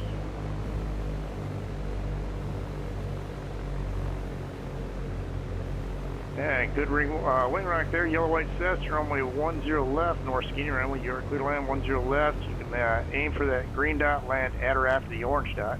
Touchdown, just going to roll it all the way out to the end. I notice we're approaching Lakeland. Would you like me to monitor our traffic pattern entry?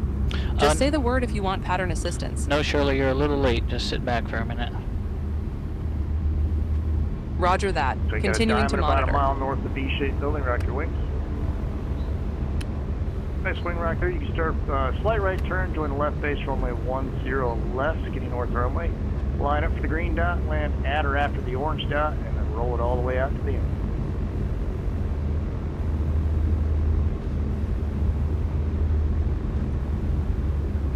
There's our flagman. I was starting to get Just a mile north, worried. V-shaped building, rock your wings, please.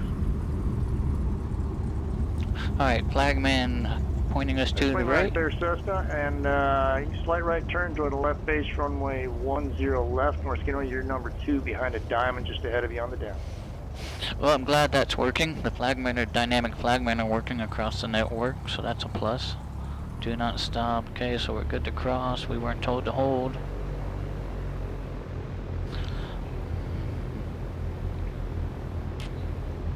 Alright, we're gonna taxi to parking for just a minute. Some things I want to check.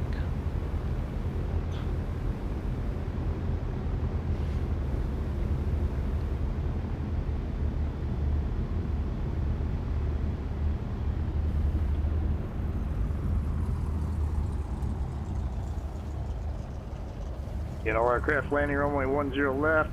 Once you touch down, just keep high-speed taxi down all the way to the end, and right turn at the end. That'll take you to parking or back for departure. Man, it worked out great. Not bad for the first one.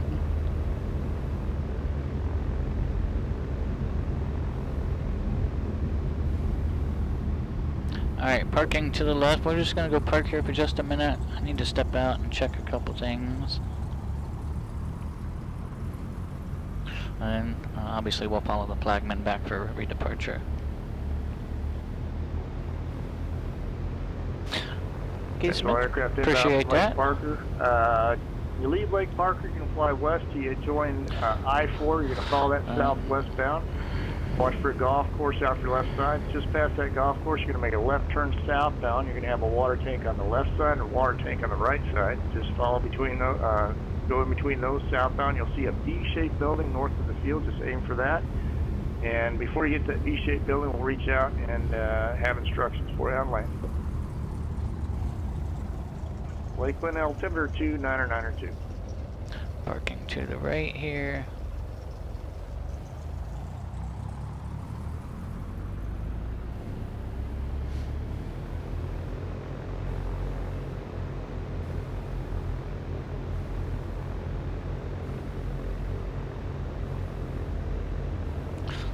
Alright, and then we'll discuss our departure procedure, and then we will probably rejoin the arrival.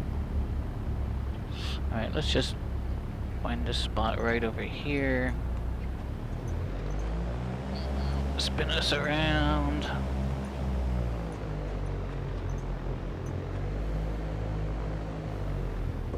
Alright, let's hang tight here. Parking brake on. Make sure you're gonna go Just a mile north lean. of the V-shaped building, rocket wings, please. Okay, Nice swing right there, Cessna, and you can do a slight right turn, proceed direct for the Alright, left. let's take a look at the runway NOTAM 10 here. left. And talk about our departure. South arrival. We'll refresh this real quick. Follow the flagman. Listen to Lakeland 80s on 118.025. So let's get that on standby. 118.025. So we got Lakeland ATIS and the arrival ATIS on COM 2. So we'll just switch back and forth between them. Okay, transponder, yep. Okay, do not check in, they'll call us. Okay, so we may be side by side. Okay, so pretty straightforward. This is what we need to know. Proceed straight out for 3 miles before proceeding on course. Avoid Lake Parker and Lake Hancock. Heavier traffic east and north. Okay. So the key point to remember is straight out for 3 miles before proceeding on course. There's going to be a lot of traffic at 1,200 feet.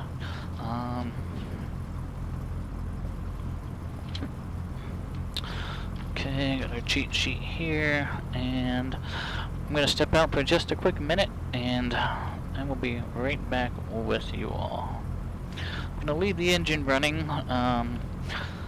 Hey Shirley, keep an eye on the plane, keep the brakes set for me, and I'll be back shortly. Roger. Monitoring the aircraft with parking brakes set. Take your time.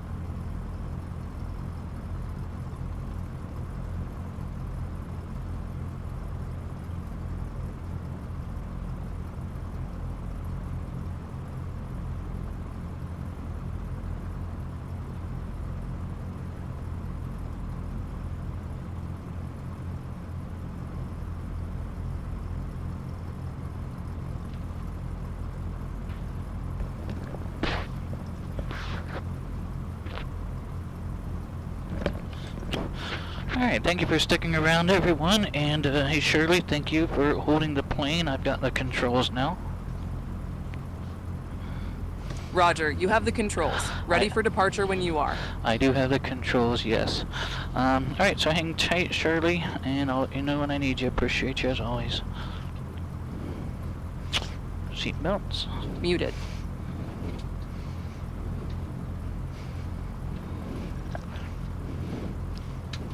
Muted. Okay. So 3 miles straight out, and then we will head north. Muted. And that time you can start your turn now, Andre. You can actually swing it all the way around right before that green light. There were a couple of other airports included with the scenery. I should have checked to see which ones they were, so we can maybe go check them out. Mooney, half mile north of the V-shaped building, rack your wings. Alright, but let's go ahead and depart, and then we will rejoin half mile, then make the right turn to the arrival. down when you're going to be following a diamond, join about a mile or so. Parking brake off. Join it down, give me number 2. Alright, nobody coming that way, so we'll follow the flagman. And then our departure frequency was what? Diamond on final again, land at the orange dot, roll it all the way to the 20 on down and start your base. Line up on the green dot, land at or after the orange dot. 118025. Wind calm, visibility 10. Sky clear below 12,000. Altimeter 29092. Arriving runways 10 left and 10 right. Departing runway 10 right at Foxtrot. Use caution for non-standard runway markings on runway 10 left, which is normally taxiway Alpha. Special event procedures are in effect. Aircraft arriving via the Lake Parker arrival shall monitor Lake Parker approach on 124.5 and proceed to the Fantasy of Flight transition point to begin the Lake Parker arrival. Arrivals shall remain well clear of the Lakeland Class Delta airspace while in... Brian, the scenery was included for the event by PilotEdge. It's available on their website for download. The exception is I'm utilizing my own custom version of Winter Haven on top of their provided scenery with permission to do so. Because I spent a lot of time bringing this airport up to date. I just put it on xplane.org this year. So glad they let me use my version on top of the older taxiways. Hopefully next year they might even include this one with it. Okay, so we are monitoring the departure tower. Yeah, okay, 127.85. Okay, it's on standby, that's active.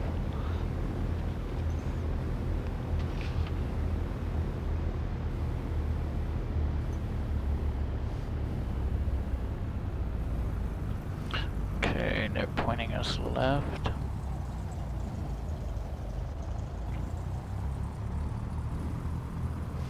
Pointing us right.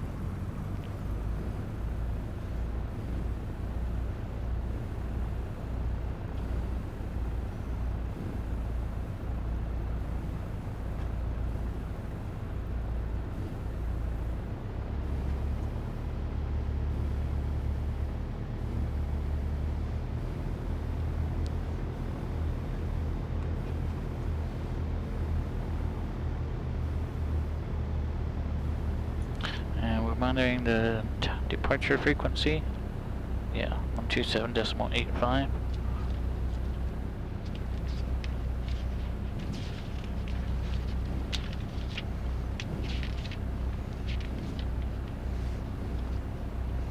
Yeah.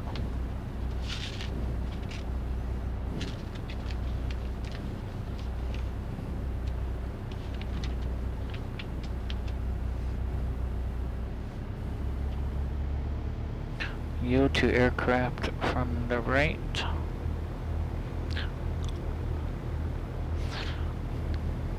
Okay.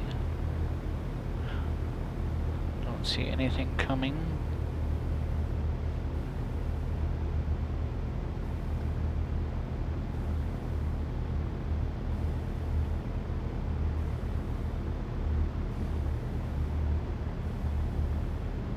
Monitor 127.85, we're doing that.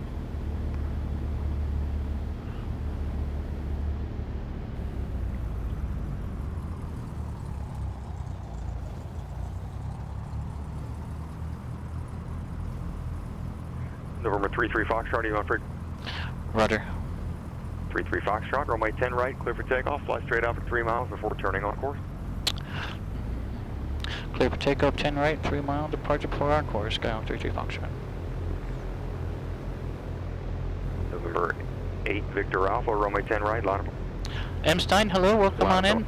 We just did our first arrival and we're now departing 10 right to rejoin the arrival. So no, you didn't miss much at all other than some initial debugging, but we got it taken care of. Center line. Full power. In the green. Airspeed's coming alive. Let's rotate at 65. Muted.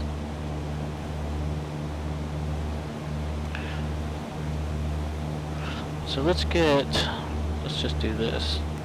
Break Victor Alpha, clear for take. 116.0. Okay, so this will give us DME from the VOR, so we know when we're about 3 miles out.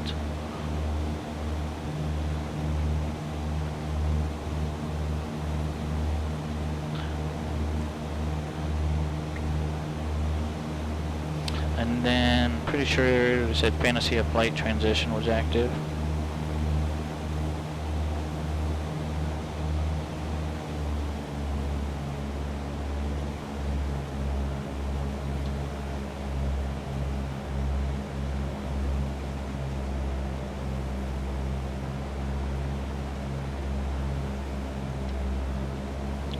Uh-oh, what's going on here?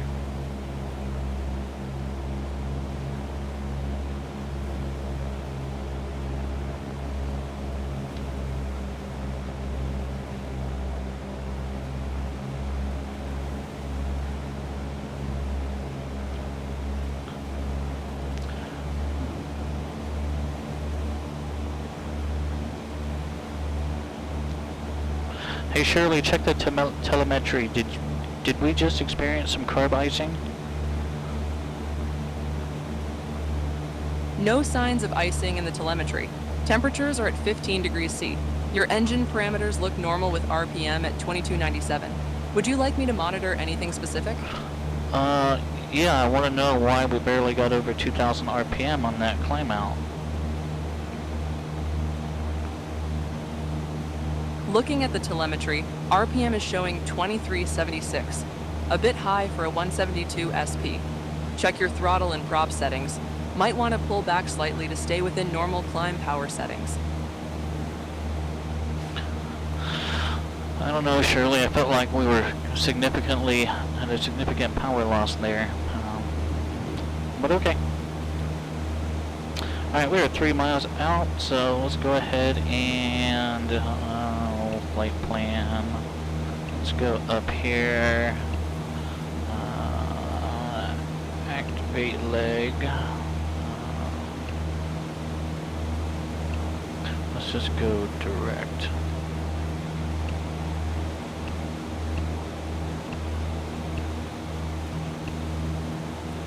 Uh, 038 to get there.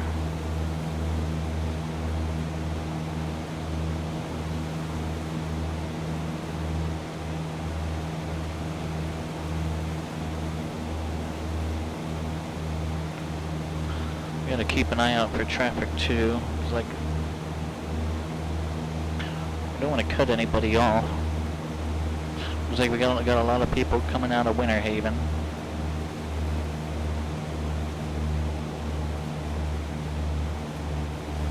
So as long as we're at about 1,200 feet, we should be able to have a good visual on any of the other aircraft. Whether they're a little bit high or a little bit low.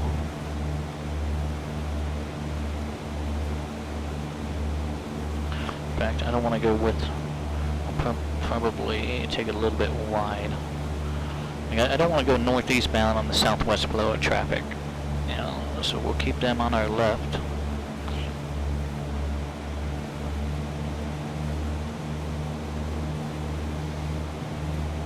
Got 11 miles till we get to the transition. Runway. Lakeland, Simmons Fontainebleau, information Alpha, wind calm, visibility 10, sky clear below 12,000, altimeter. Arriving runways 10 left and 10 right. Departing runway 10 right at Foxtrot. Use caution for non-standard runway markings on runway 10 left, which is normally taxiway Alpha. Special event procedures are in effect. Aircraft arriving via Lake Parker arrival shall monitor Lake Parker approach on 124.5 and proceed to the Fantasy of Flight transition point, begin the Lake Parker arrival. Arrivals shall remain well clear of the Lakeland Class Delta airspace while en route to join the Lake Parker arrival. Upon arrival at Lakeland, high-speed taxi to the end of the runway, then follow the flagman. Flagman will direct pilots toward the departure runway. Pilots wishing to taxi to parking shall follow the flagman until seeing signage for parking. Departing aircraft follow the flagman to the departure runway. Progressive taxiway diagrams can be found on page 24 of the notice. As a reminder, all pilots must set their simulator weather.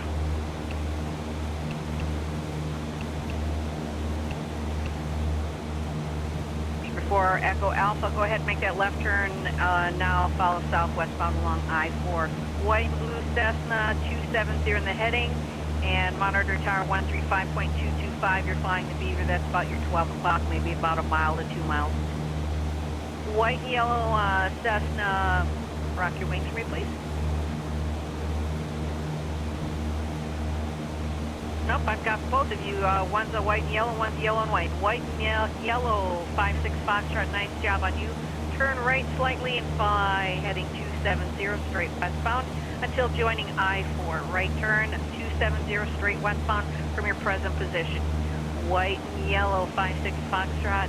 There you go, nice turn there, straight westbound until joining I-4, then I-4 southbound to the golf course. Traffic is and straight then, ahead. Left turn south, straight southbound from there. I see their Yellow lights. and white, Cessna 02 Whiskey, you rock for me as well out there 2 miles out. Give me a good We wing can rock also now. confirm that traffic warning is working on our TDS Sim 650. Beautifully done. You can make a slight right turn heading 270 from your present position. Go ahead, slight right turn, 270 in the heading until joining I-4. All aircraft that are coming up to the power plant here again, you're going to fly straight westbound along that north shore there of the lake and then join I-4 southwestbound towards the golf course. At the golf course, you're going to make immediate left-hand turn, fly southbound to the V-shaped building. Tower will pick you out about a mile or 2 miles out, give you instructions from there. We are landing runway 10 left, page 12 of the NOTAM. That's the skinny runway with dots on it. Do not confuse it with the big runway that has no dots on it. Tower frequency 135.225 if you're past the power plant. Welcome to Sim and Fun 2025. I thought she was about to say, welcome to the show.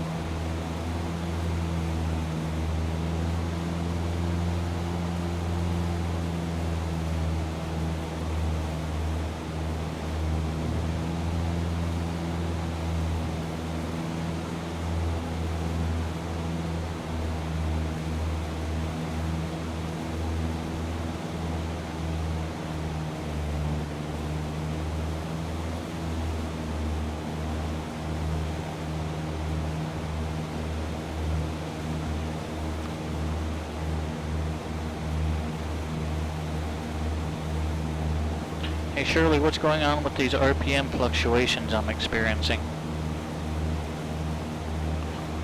I see your RPM at 2412 with throttle at 85%. That's actually normal for the 172 SP at climb power. Earlier concern may have been due to telemetry lag.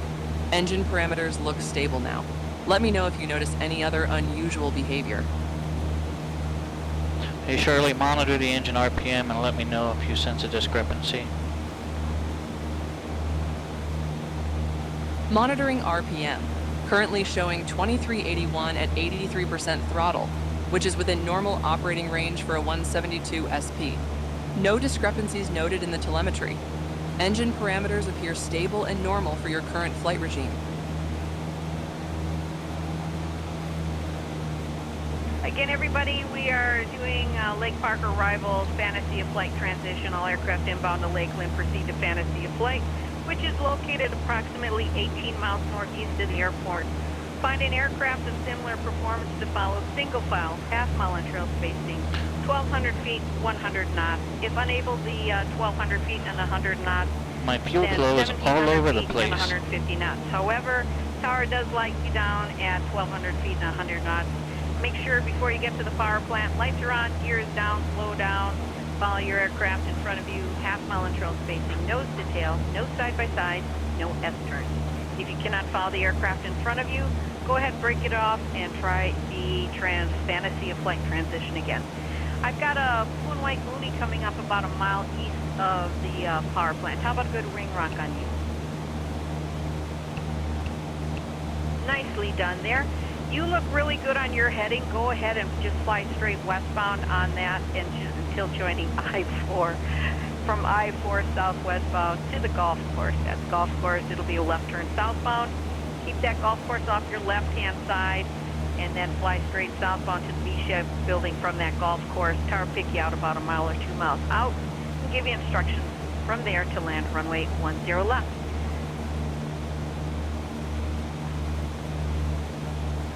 Attention all aircraft. Lakeland with the regional information X-ray current. Blue and white Mooney, you can monitor tower 135.225. Welcome.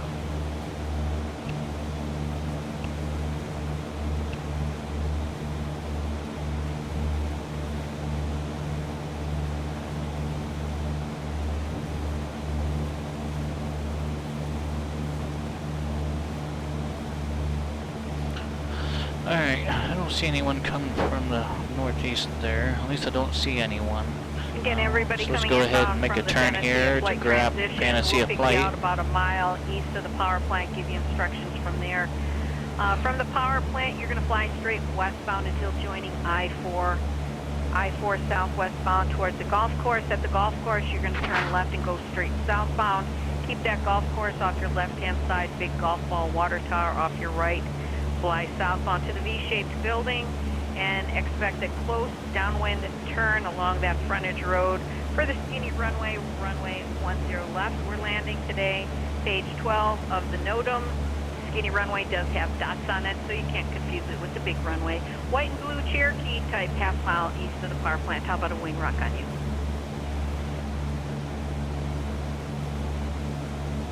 Nicely done. Fly straight westbound from your present position, 270 in the heading until joining I-4. Again, from your present position, 270 in the heading until joining I-4, then southwestbound. If anybody is past the power plant or over I-4 and you're still on my frequency, go ahead and switch over to 135.225. White and blue Cherokee, straight westbound. You're going a little bit too northwestbound. Give me about 10 degrees to the left, white and blue Cherokee, if you're still on my frequency.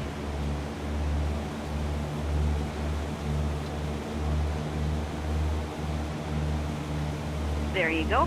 White and blue Cherokee again, fly westbound until joining I-4 monitor tower 135.225. White and blue Cessna 1 mile east of the power plant. Give me a good wing rock. It's so hard to see sometimes. White and blue Cessna, beautiful job on you. Fly straight westbound from your present position until joining I-4, then I-4 southwestbound to the golf course. At the golf course, turn left and fly straight southbound to the V-shaped building. Make sure that you guys keep that golf course off your left-hand side and the big golf ball white water tower off your right-hand side. Tower will pick you out about a mile, 2 miles out from the V-shaped building and give you instructions from there.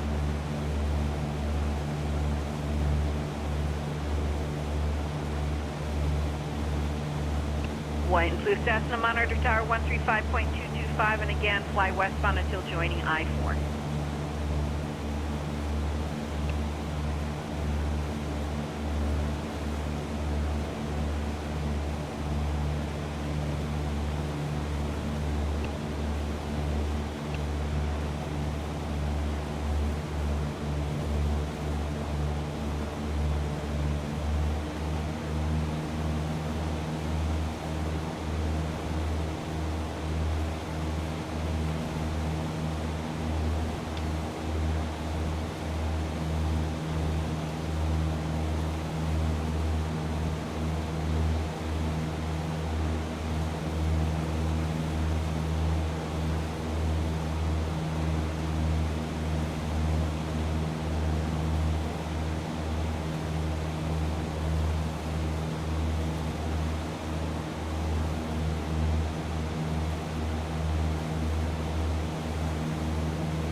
Alright.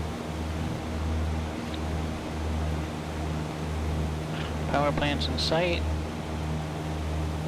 As you're coming in to Lake Parker, coming up towards the power plant, we'll pick you out about a mile east of the power plant, give you instructions from there. Just a heads up, plan from the power plant, you're going to fly straight westbound until joining I-4. I-4 southwestbound towards the golf course. Double check heading course, indicator to compass. Left, straight southbound to the V-shaped building. Once you turn left to fly southbound at the golf course, make sure that you keep the golf course off your left-hand side as well as that cake tower and then that big white golf ball water tower off your right-hand side. White and red Cessna 1 mile east of the power plant. How about a good wing rocket? Very good job on that. Go ahead, fly straight westbound from your present position until joining I-4. I-4, fly southwestbound to the golf course. Nice job. Alright, 1200 feet, airspeed's about 100 knots. Again, it looks like I've got a really nice line of planes coming in from the Fantasy of Flight arrival. Nice job. Everybody's flying that transition, going from Fantasy of Flight to the Suntrax test track to the power plant, and then to I-4. Nice job, everybody. White and red Cessna that just passed the power plant. Go ahead, switch over frequency 135.225. Make sure that you fly westbound until joining I-4 southwestbound. Tower is landing runway 10 left, the skinny runway, page 12 of the NOTAM. Runway 10 left has the dots on it, the big runway does not. So again, that kind of gives you guys a heads up what you're looking for. Plan on a tight downwind turn for runway 10 left as well.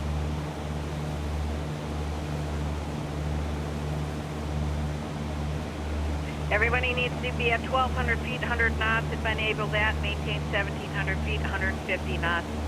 Half mile on trail spacing, nose to tail. No side-by-sides, no S-turns if you cannot follow the aircraft in front of you. Break it off to the right and go back to the fantasy of flight transition. Find an aircraft that you can follow and try it again.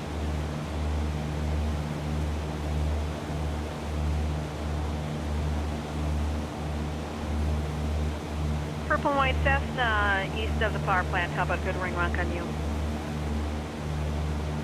My favorite part. Beautiful ring rock on you. From your present position, fly straight westbound until joining I-4. Present position, fly straight westbound until joining I-4, then aim towards the golf course. White, blue, Cherokee type, half mile. Go ahead, give me a good ring rock on you.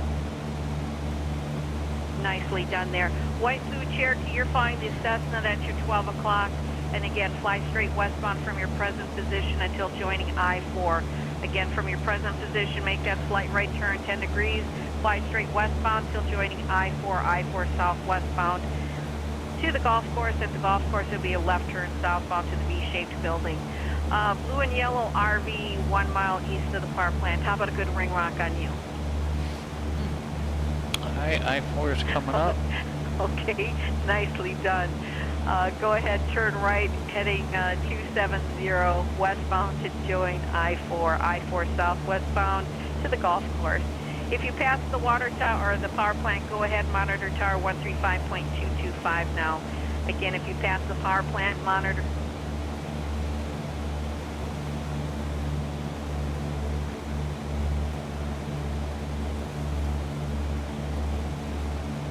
Blue white Cherokee gun on final. Add or after the orange dot, you can touch down and roll it all the way in with a right turn at the end.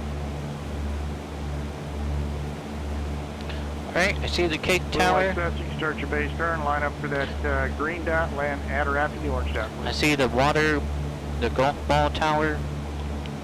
I even see the B building now.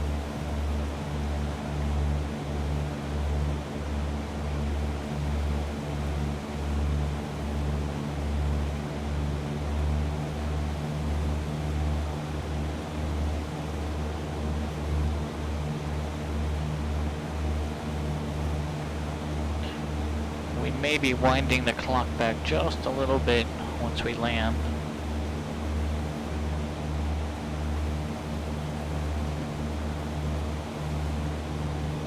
And all aircraft inbound from Lake Parker. Actually, once you we'll pass just Lake ask Parker, Shirley you're to do it.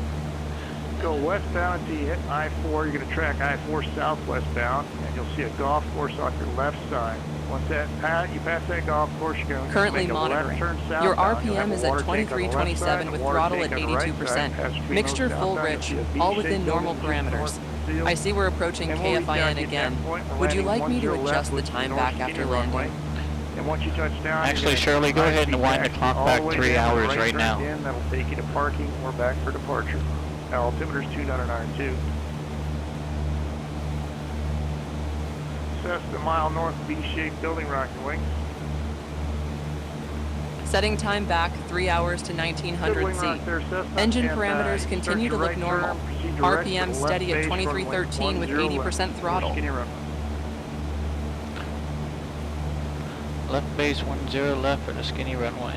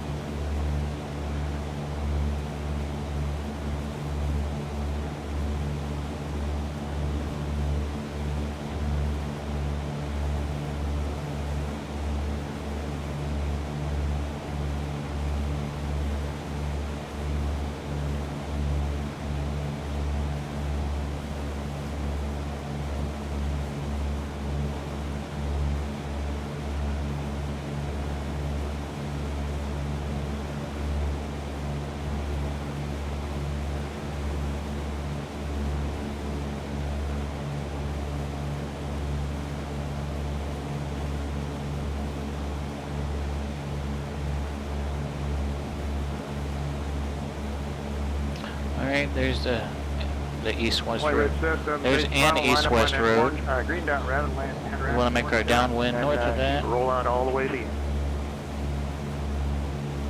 Orange dot, want to break up.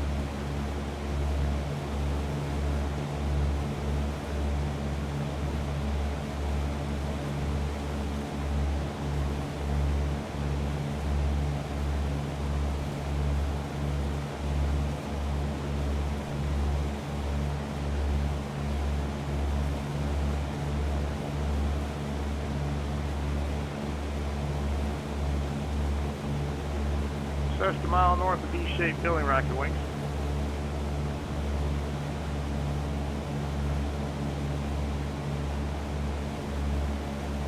Just 3-3 Foxtrot rocket wings. Good wing rock there, Cessna, and see direct for the left base runway 10 left. That's the north skinny runway. You can start your turn now. Join the base. Line up for that green dot. Land at or after the orange dot. Start your left turn now. Flaps.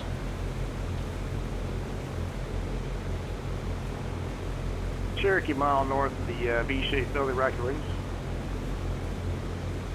500.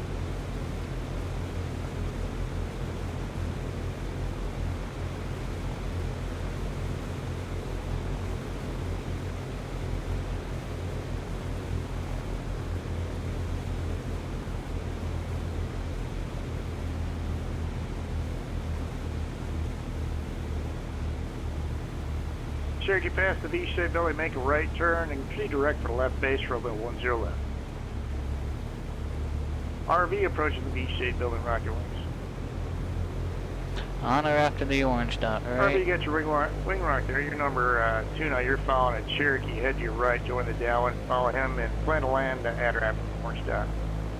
Cherokee on downwind. Go start that base turn now. Line up for that green dot, and you're going to land at or after the orange dot. Start your turn now for the base, please. A little bit early on that one. Roger. Alright. Carpet off, flaps up. Yeah, when you touch down today, you're going to keep a high-speed taxi all the way to the end with a right turn at the end.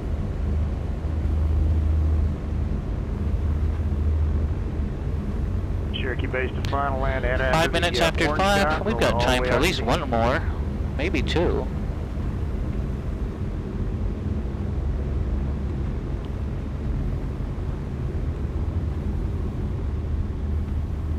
RV down, start your base now, line up for that green dot, land at or after the orange dot.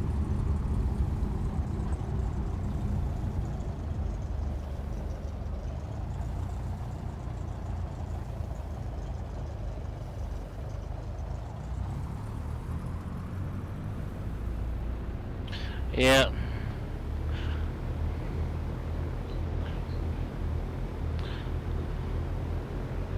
Yeah, I should have had more flaps in than I actually did for that one.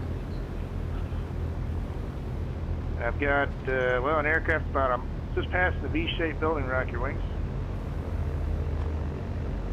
Got that wing rock there. I'm not sure what type you are there. You can go ahead and make your right turn, join the left base 10 left, and can you tell me what type that is? That is a Beechcraft Ninja.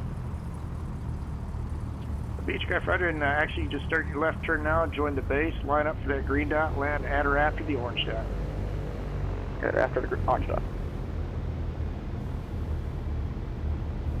Did you say it was a Beechcraft Bonanza? Yes, sir, Beechcraft Bonanza. No, I mean, I could tell that I was fast. Oh, I see. Let's Thank see. you. I was indeed a bit fast for that. Tell you what, let's go park again real quick. Just for a second.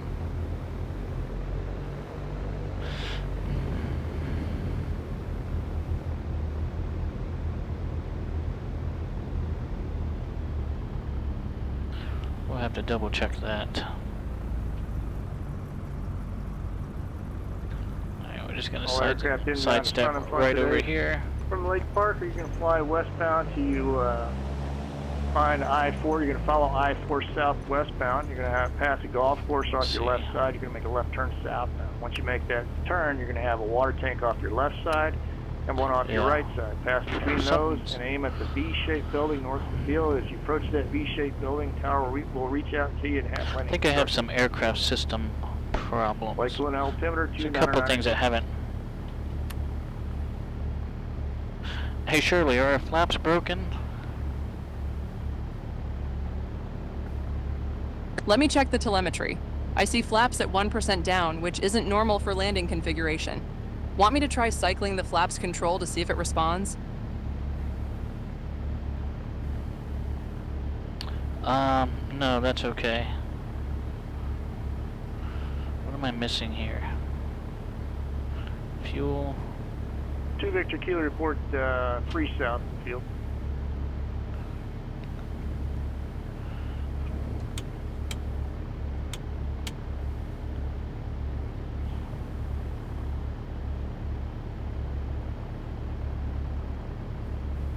Not for the reasons I think. Interesting. Park and brake on.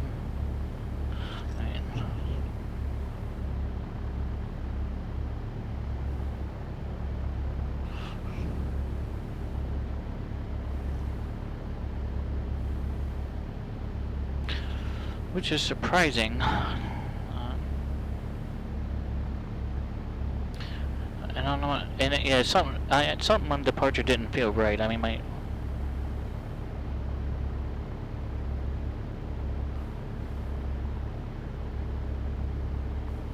Long easy, a mile north of V-shaped building, rocket wings. Good wing rock, long easy, and you can make a little slight right turn, proceed direct for the left base, runway 10 left, the north skinny runway. Runway 10 left. I just don't know what the underlying reason is. After the orange dot. I'm not sure what would have caused those issues.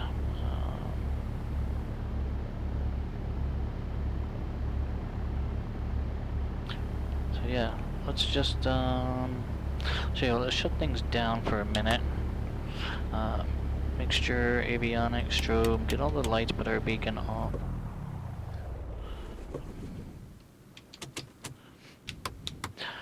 Okay. Yeah, unless there was a failure injected somehow, or a random failure injected, yeah, flap motors can break. I've just never had them break on this particular model. So let me go. Ding, ding, ding. Interesting.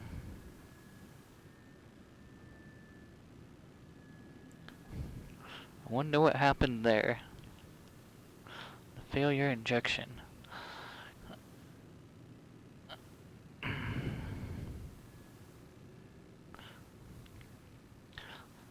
I didn't ask for any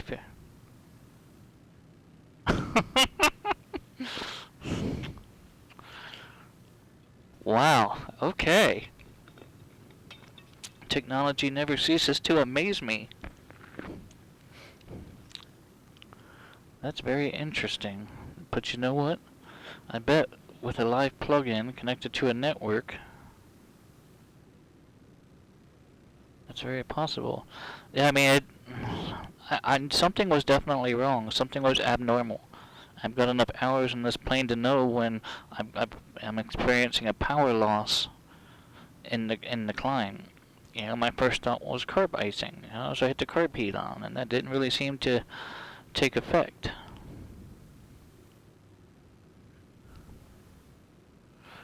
Yeah, and in hindsight, in reality, you know, I would have actually, realistically, I should have landed the plane and the closest field once I knew something wasn't right. So that's very, very interesting, and in all practicality, a very great way to mentally train for something like that. Because, yeah, something wasn't right. I knew something wasn't right. I just didn't know what it was or where it was coming from. So that's,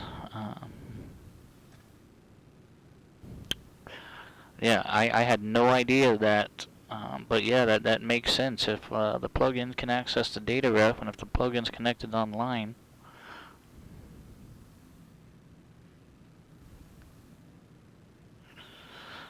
Wow, that's great.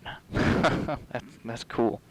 Alright, well then I'm not worried about actual systems failures. Although I do need to check out and step out and check something real quick.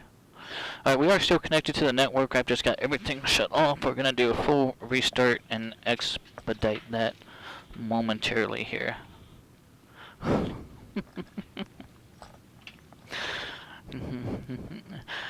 Hammer and duct tape. If it moves and shouldn't, or if it doesn't move and should, use a hammer. If it moves and shouldn't, use duct tape or speed tape.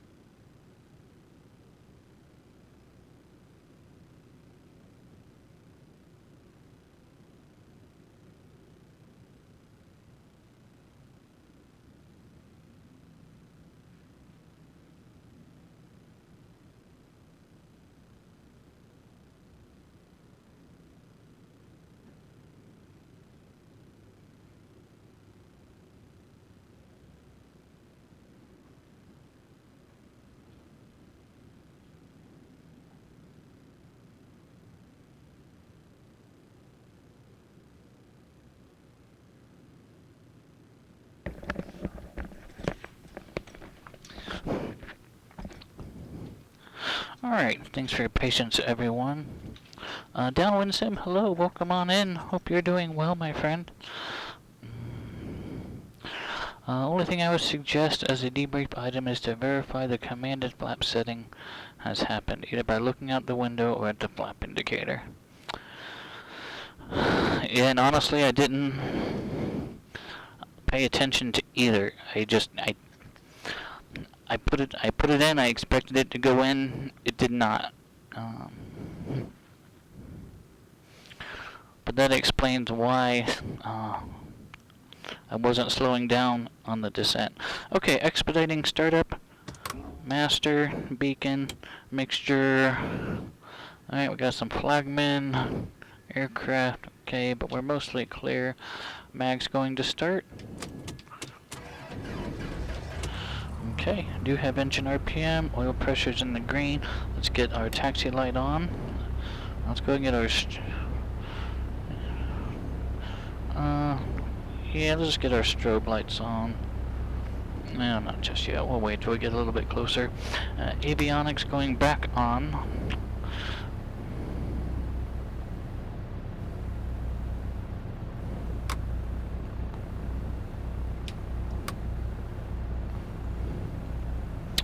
Hello. Oh man, my 650 is messed up again.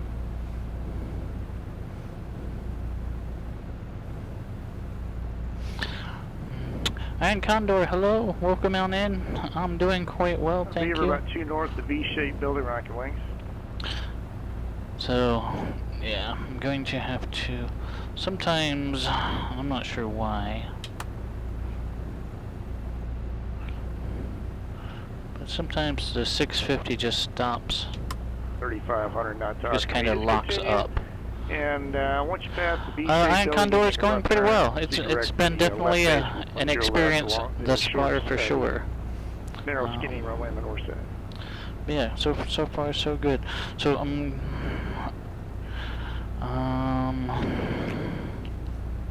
okay, gosh. The only way to get this to go back again is if I restart the master. I mean, that's just a lot of work right now. I think we'll be able to manage with just the 430. Let's switch this over to. Wishing to taxi to parking shall follow the flagman until seeing signage for parking. Departing aircraft must follow the flagman to the departure runway. Yeah, gosh, that's still so loud. Dang it, that's a bummer. Alright.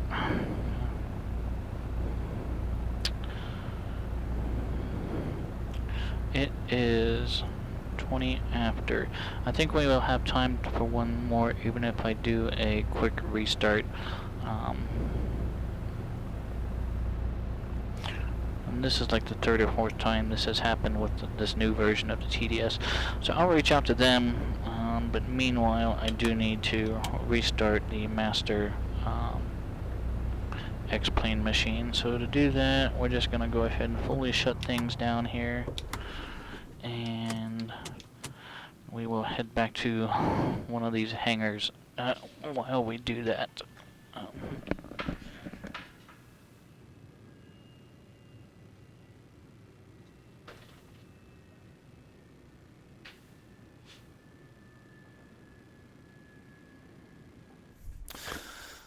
So, yeah, until I figure out why the 650 does that,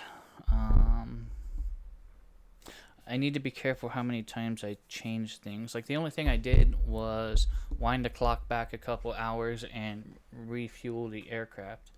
So I'm not sure why it decided to lock up on us, but I kind of need both the radios on an event like today. So I'll just have to exit out of X-plane here, and we will restart.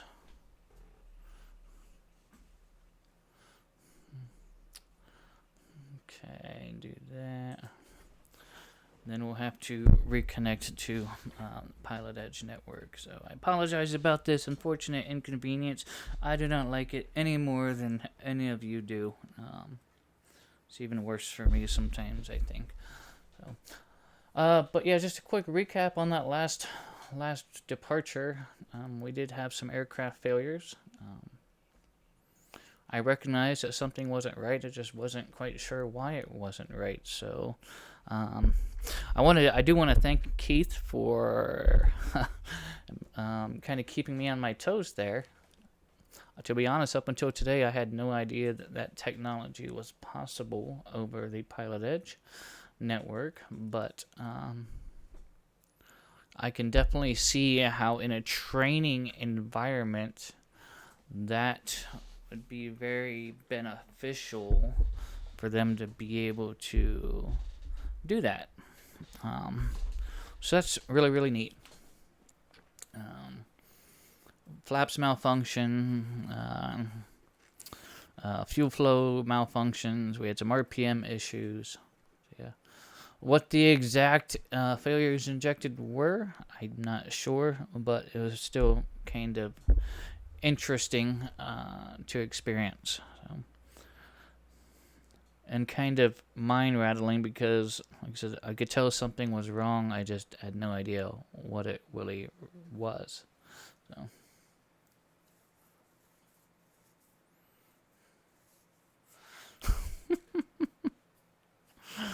Oh boy.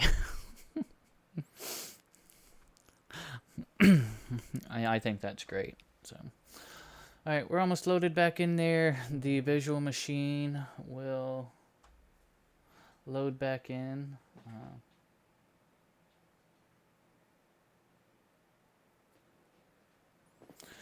And you're right, I did not do a run-up.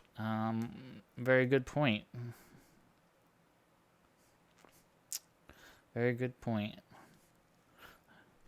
Probably should have. I could have at least done it on the roll. So yeah, it is.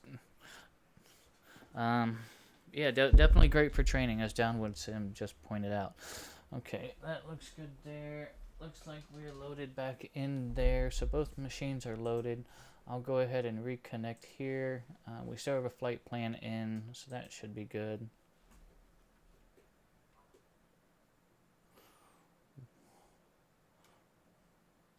Whoa. That's weird. Probably should move myself. Didn't necessarily mean to spawn right on top of that person. Okay, so we're reconnected there, reconnected there. Flight controls are reconnected.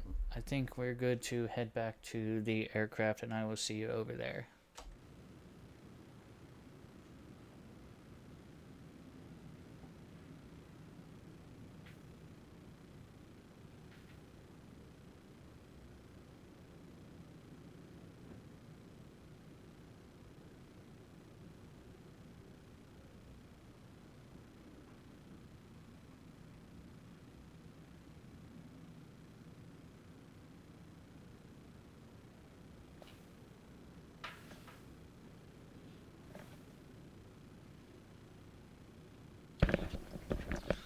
Alright, sorry about that everyone, but it would have been awfully difficult. Not impossible, but much more difficult to apply this event with just the one radio. Not impossible. Alright, so we got the flagman over there, so we know we're connected. And now that I know how to adjust the radio volume in here, I'm going to go turn the master radio down a little bit to at least reduce the high volume there on the 430, and then at some point I'll map a knob for that.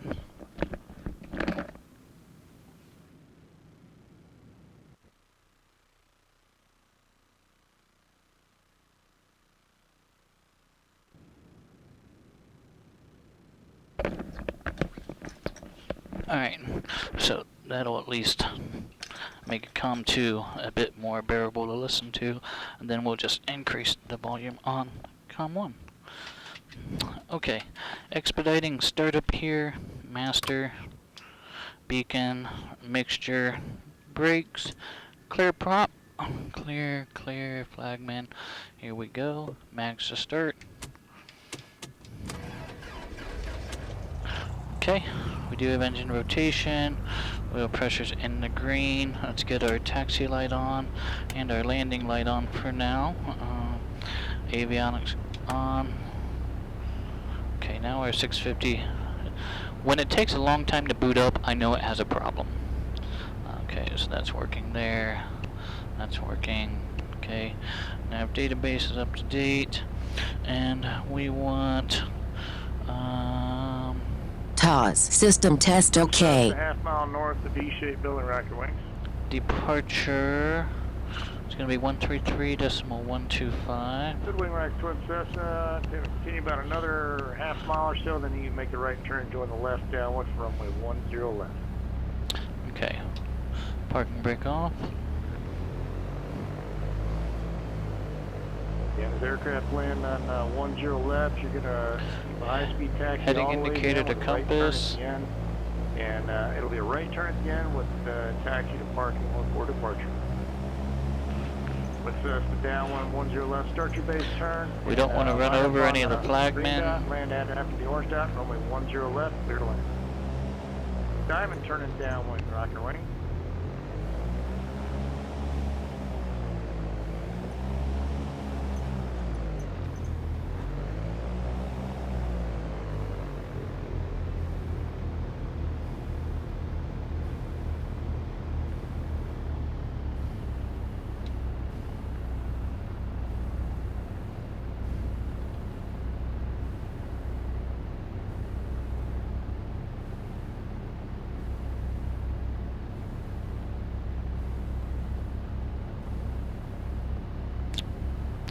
Iron Condor, I've had 2 lessons so far.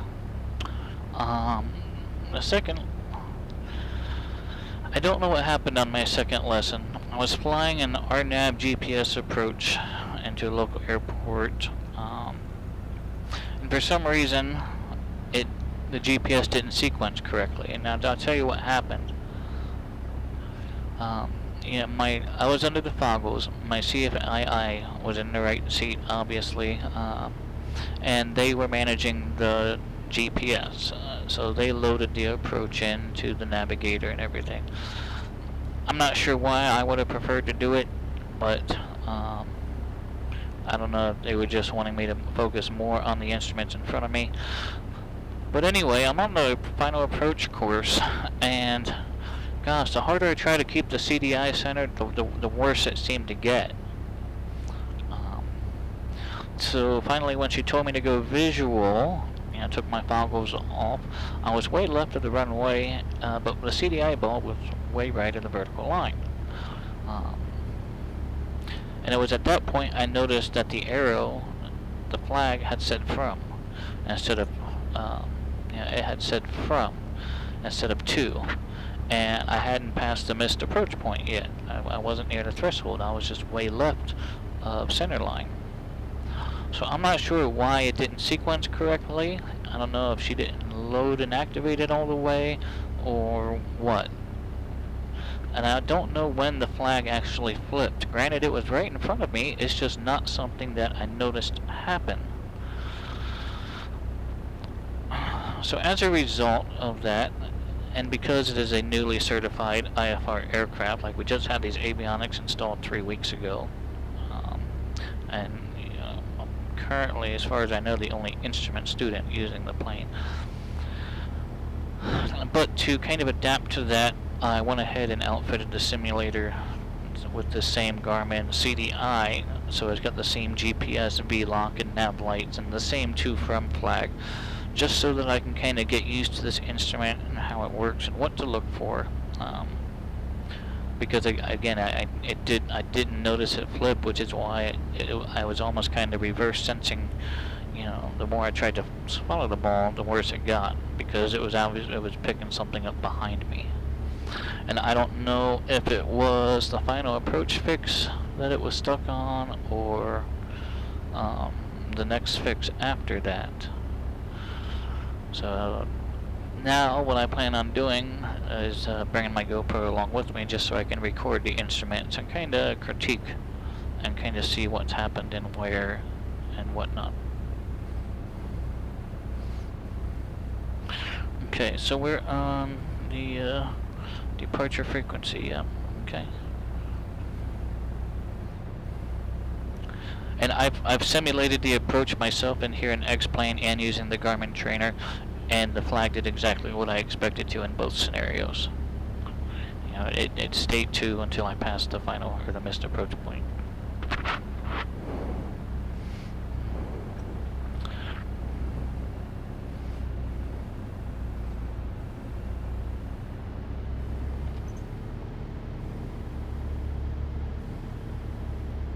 Yeah, so I think that's something that we'll talk about.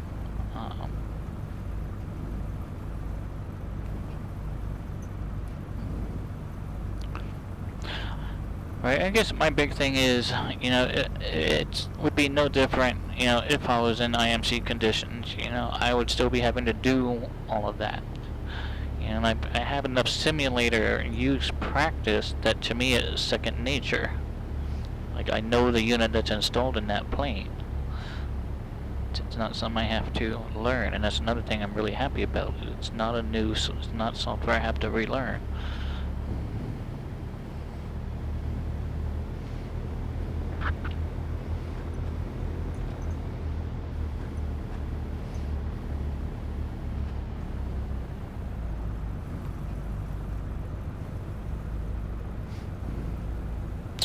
Alright, monitor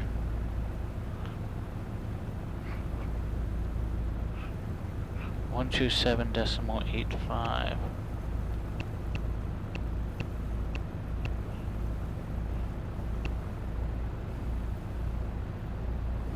Okay. was on the wrong frequency. Now I got it. November 4 Echo Alpha, you ready for departure? Speed I am.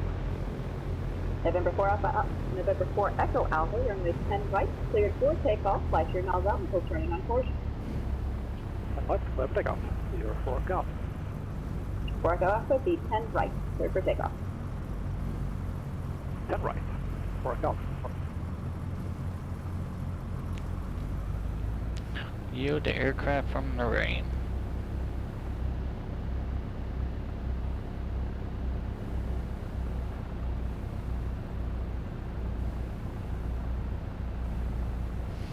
Okay, no aircraft there. November 2 Romeo Charlie, runway 10 right, line up and wait. He said I don't see anybody. 10 right, Bonanza 12 Romeo Charlie.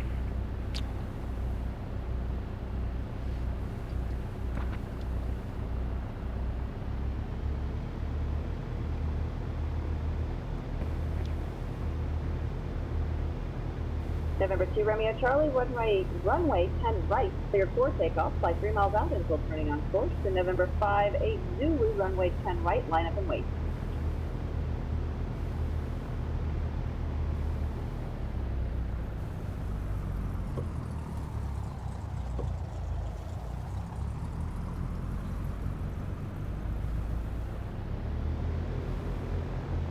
Heading indicated compass. November 5-8 Zulu, runway 10 right, cleared for takeoff, flight 3 miles out until turning on course. November 9 Mike Romeo, runway 10 right, line up and wait.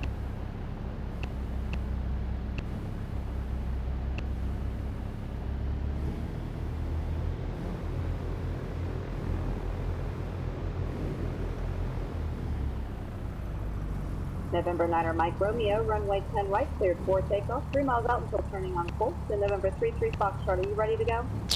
We are. November 33 Foxtrot, runway 10 right, line up and wait.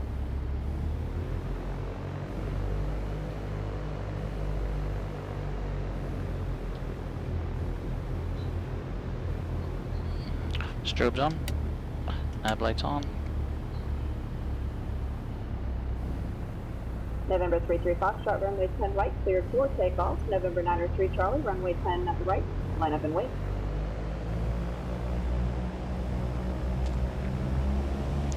Alright, full power, rudder maintain center. Everybody departing Left off the mag, runway 10 right, flight right 3 mag. miles straight out until turning on course. Airspeed's up, we're in the green, and for rotate. the arrivals that are coming in. Thanks for coming. November 903 Charlie, runway 10 right, cleared for takeoff. Clear for takeoff. 610.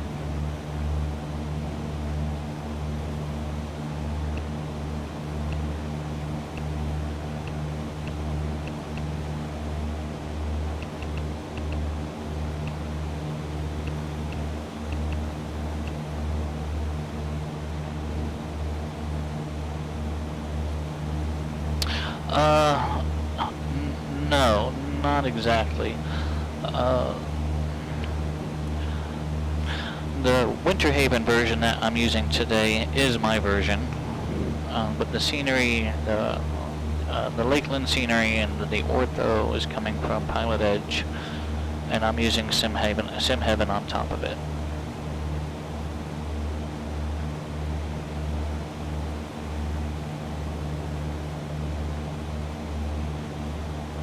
Alright, we're 1.2 miles away. But yeah, the scenery does look really nice.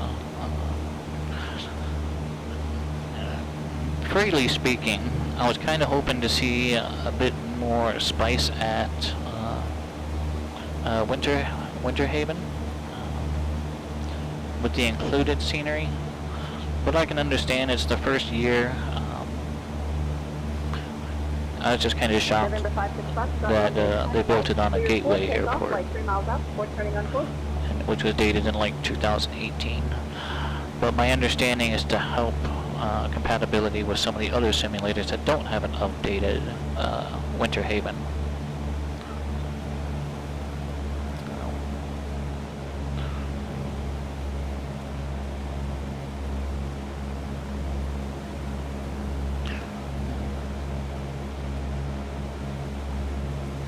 And I actually do have a version of Sun and Fun for Winter Haven, which is what we're using today. Fly 3 miles out until before turning on course. And right, clear for takeoff on Echo.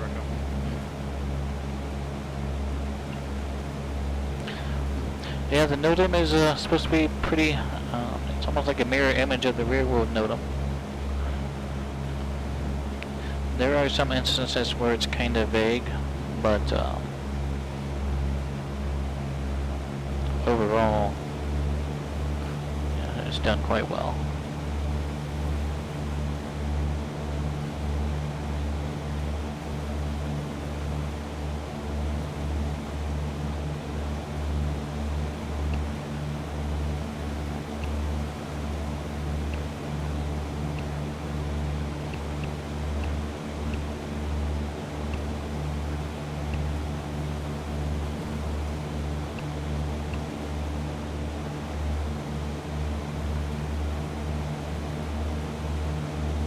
Alright, we're 4.5 away. Suppose we can try to make our way up to Fantasy of Flight.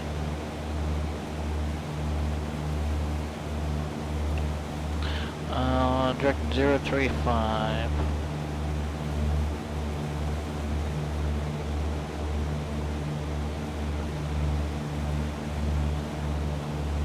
So I don't want to cut anybody off, but I don't want to fly over Winter Haven either to rejoin Fantasy. But we will fly, you know, back into Winter Haven most likely once we're done today.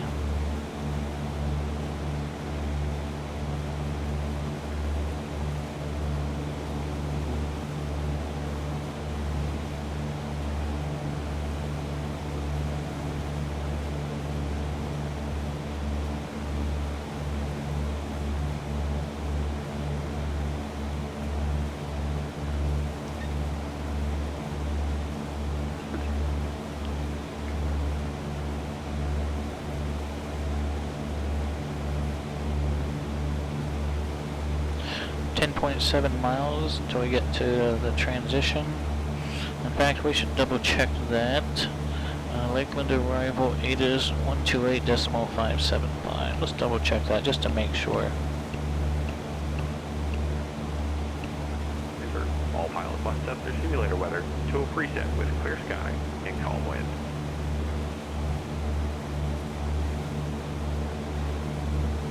Lakeland, Simon-Fon ATIS Information Alpha, wind calm, visibility 10, sky clear below 12,000, altimeter 29902. Then I want arriving runways 10 left and 10 right, departing runway 10 right and Foxtrot. Use caution for non-standard runway marking.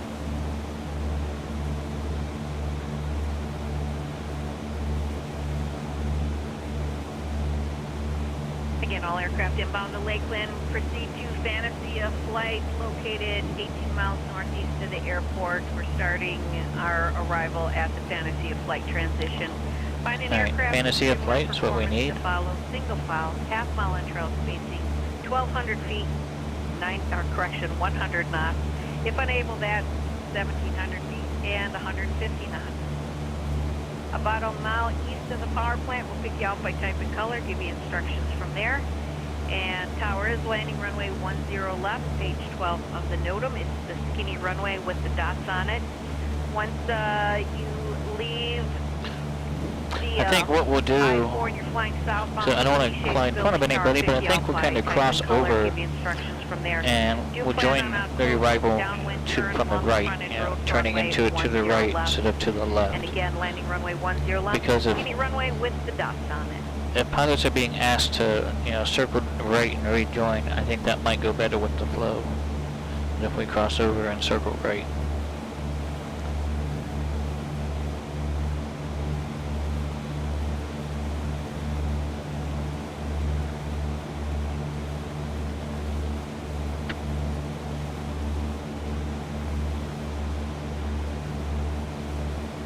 Silver and blue tri-motor, 1 mile east of the power plant rocker wing. Beautiful wing rock on you. From your present position, fly westbound until joining I-4 at I-4 southwestbound, towards the golf course. At the golf course, turn left and fly southbound to the V-shaped building. When you make that left turn southbound heading, make sure that you keep the golf course off your left-hand side and the big golf ball water tower off your right-hand side.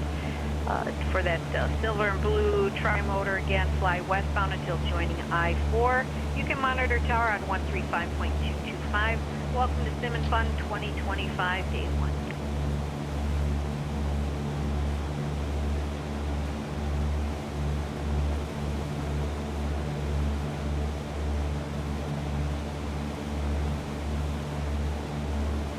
All right, everybody, we're down to our last 28 minutes. If you want, go ahead and start bringing in towards Lake Parker, about 3 miles out from Lake Parker. Set yourselves up there and fly towards the power plant.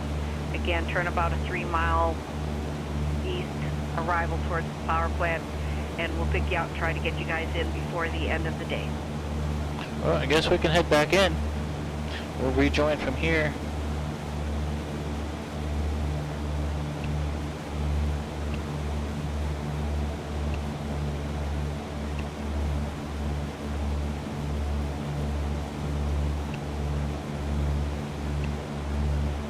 Cessna 33 Foxtrot, are you up on frequency? Roger, Cessna 33 Foxtrot. 33 Foxtrot, traffic is just ahead to your right about a half a mile. If you can fall in behind that aircraft, he's a white caravan type, I believe. We got him, Cessna 33 Foxtrot. Cessna 56 Foxtrot, are you up on frequency? 56 Foxtrot. Cessna 56 Foxtrot, turn left and start turning in towards the power plant, please. There's some wake turbulence. Okay. I'm going to start trying to line you guys up here. Did you guys feel that? Kind of fly towards the racetrack. I have some wake turbulence off that aircraft above us we just came under. East of the power plant, I'll pick you out by type and color, give you instructions from there. I'm trying to kind of run you guys in tight here to get you in before we stop running. We've got about 15 minutes left. Alright, so let's get tower. It's going to be 10 left. Okay. Lakeland Tower. If you pass the power plant, north. switch over frequency 135.225, monitor tower.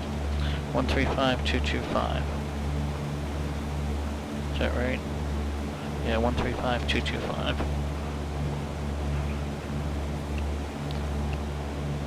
We'll get that on standby.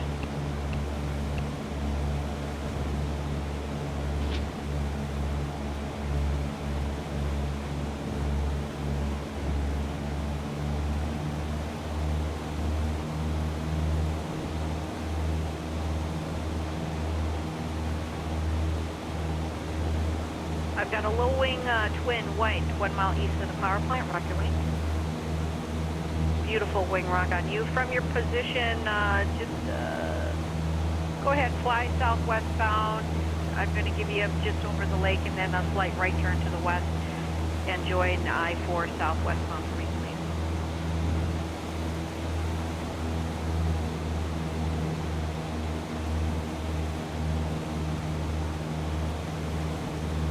For that white twin, go ahead, start that slight right turn to the west right now. 270 landing if you can.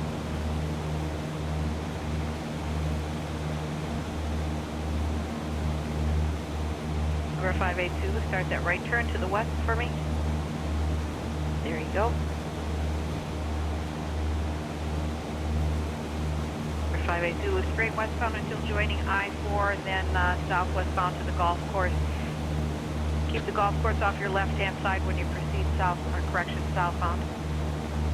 Purple and white Cessna, a mile east of the power plant. Rock your wing. Purple and white Cessna, beautiful job. From your present position,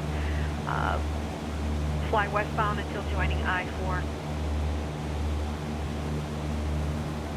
November 582, again, fly straight westbound until joining I-4. Keep the golf course off your left-hand side, then proceed southbound towards the V-shaped building.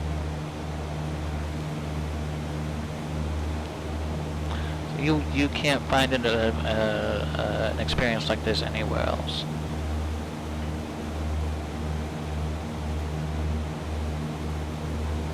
Again, we've got about 14 minutes left before we're done for the day. If you're over Fantasy, a flight transition or heading that way, go ahead. You can start trying to line up over the racetrack coming eastbound towards, or westbound towards the power plant. We'll try to get you guys in as soon as we can. Number 582 will keep the golf course off your left-hand side. Monitor tower 135.225.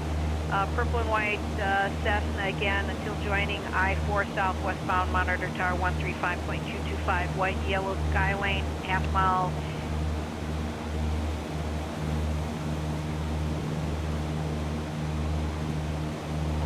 Where are you going to the fuel on the north side?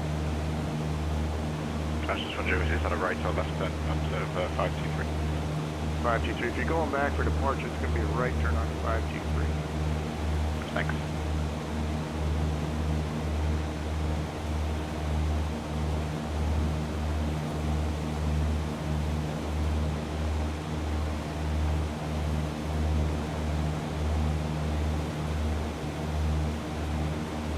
Alright, got the cake tower in sight and the golf ball tower in sight. We're gonna split the difference and head towards the V-shaped building.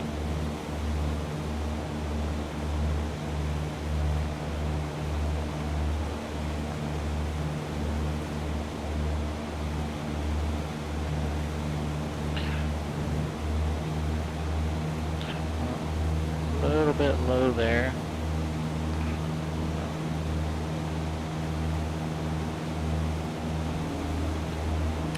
Okay, flaps are good. Figure we'll check that now, just in case.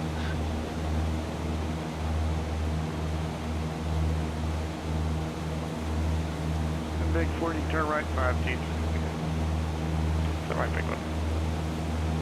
That's what sets past the V-shaped building rocket wings. That's what sets a good wing right there, and runway 10 left, the north skinny runway, and land at or after the orange dot.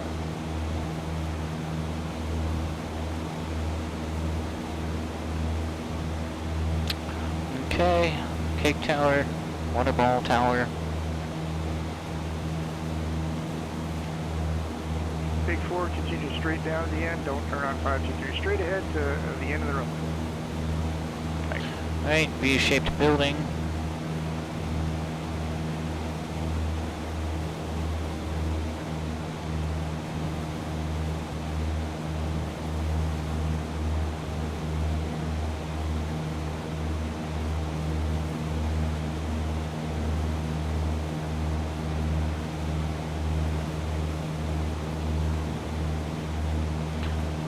V-shaped buildings in sight, east-west road is in sight. I call it the east-west road, even though that's probably not what it's called. There's an east-west road up by Oshkosh, but this road also runs east and west. I want to make my downwind north of that.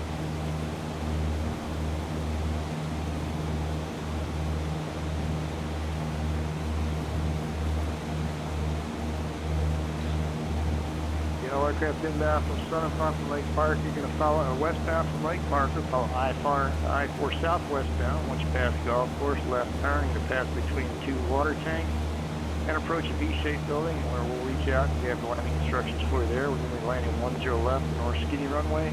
And when you touch down, you're going to high-speed taxi all the way to the end with a right turn at the end.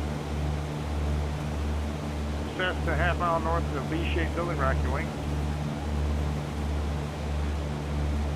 Wing right there, Cessna, runway 10 left, clear to land at or after the orange dot. You can just line up the green dot, land at or after the orange dot, roll it all the way out to the end. Carb keyed on, power's out. Let's make a downwind, start a descent. Stay north of the east-west road. Okay. And let's go ahead and start our base.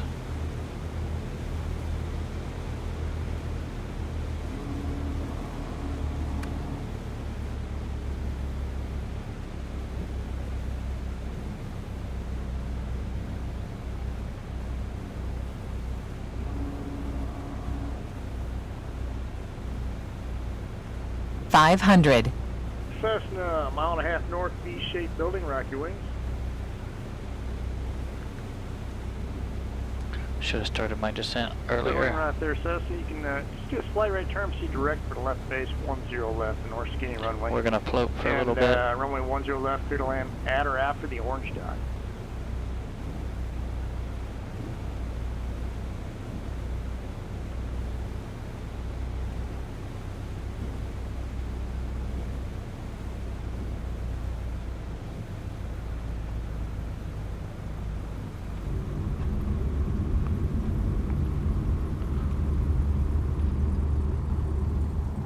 We didn't float as long as I thought. And we're still making a surprising 120 miles per hour of indicated airspeed. Cherokee mile north of the V-shaped building runway. Wow. Sure, if you got the wing rock, you can proceed direct to the left base. Wow. Runway 10 left. And you see, if I was in the default or the map screen, if I wasn't looking at the flight plan screen, I would have seen what my ground speed was. I was looking down at ForeFlight. If I was looking down at ForeFlight, I would have seen that. And you're absolutely right. That definitely could have killed me. You know, I could have configured and put myself into a stall real easily.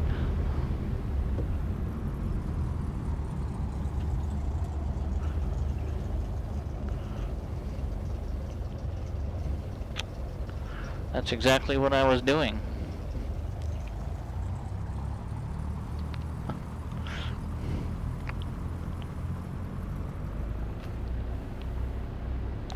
That's exactly what I was doing.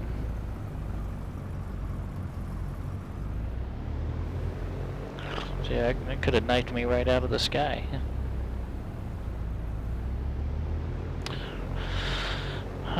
Okay. We might have time for departure, redeparture, I don't know. 10, right. Diamond just passed 127.85. Good wing rock, Diamond, and make a right turn, join the left base, runway 10 left, the north skinny runway. And runway 10 left, clear to land at or after the orange dot, then keep a good roll all the way to the end.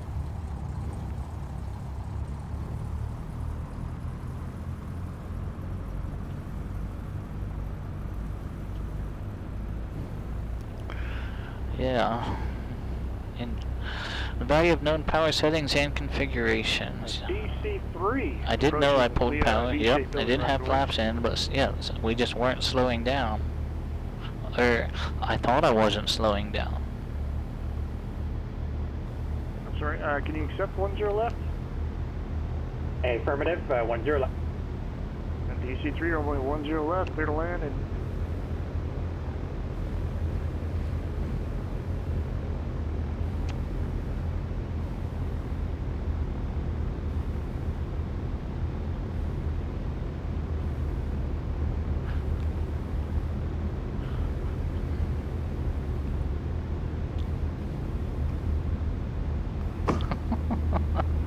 That's amazing. That is absolutely amazing.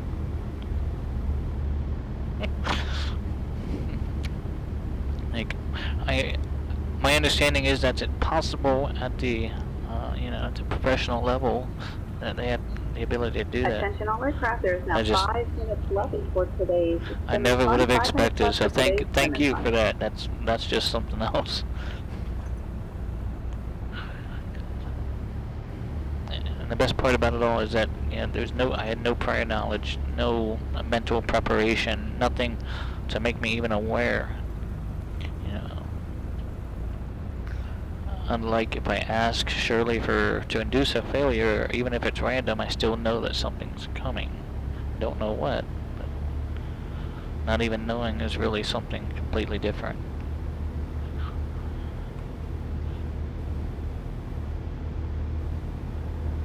I noticed you're processing what happened with that simulated failure. Just to confirm, you experienced engine power loss on climb out and flap issues during landing. Those kinds of unexpected scenarios are great for maintaining proficiency. Would you like me to monitor for any specific parameters on our next departure? No, Shirley, just sit back and relax.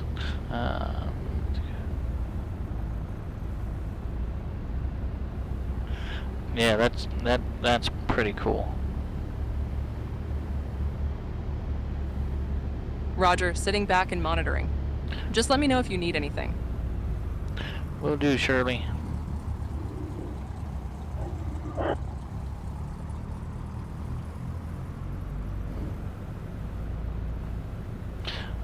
Lobo Doodoo. Welcome aboard, thank you for the follow. We might get a clearance out of here. And then we'll head... Roger, monitoring. And then we'll head back to Winter Haven for a full stop for the day.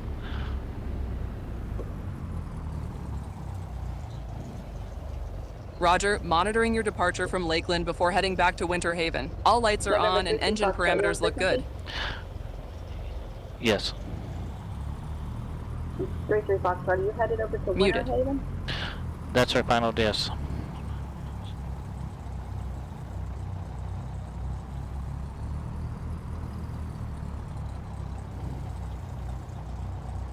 Roger, monitoring final departure from Lakeland. All parameters Hey, Shirley, look good mute. for takeoff. Muted.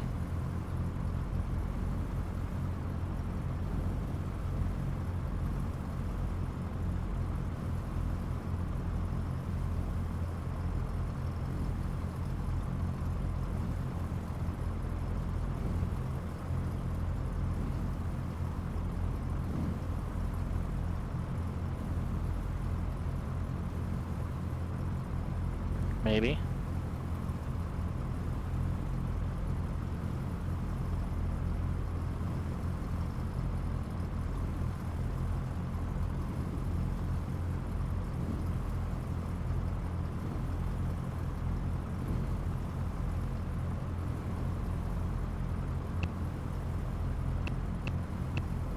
November 33 Foxtrot, runway 10 right, cleared for takeoff. 10 right, clear for takeoff, November 33 Foxtrot. Thank you, have a wonderful day. You too.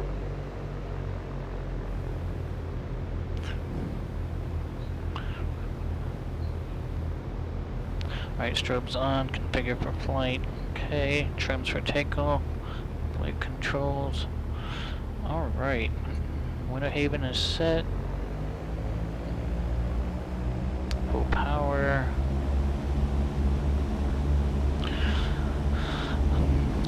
We'll probably be having to treat Winter Haven as what it normally is, just an untowered field.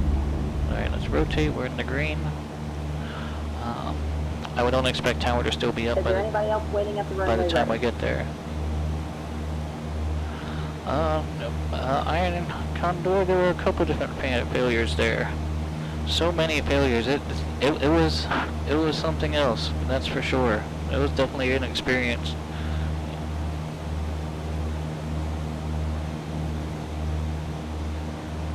Attention all aircraft, the time is now Airspeed failures, Eastern time, and Simmons flap aircraft failures, control services are now closed, and NOTAM procedures are no longer in effect.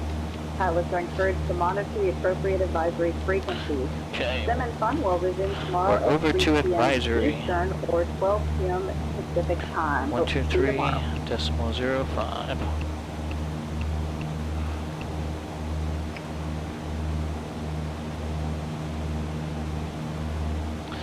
Yeah, it was definitely an enjoyable Iron Condor.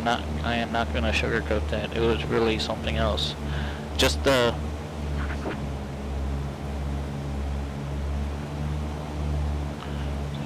Alright, so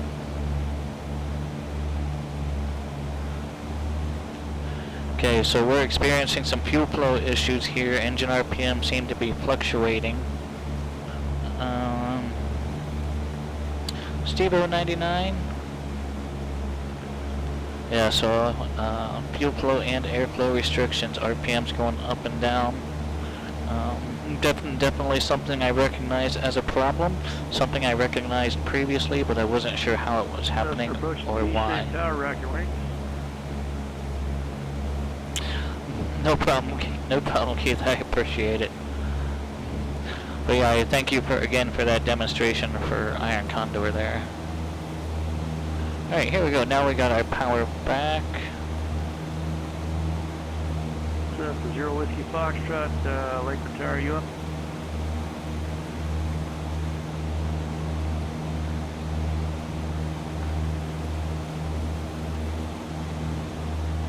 Yeah, I had flap failures and airspeed indicator failures, which might have been a whole pitot-static system failure.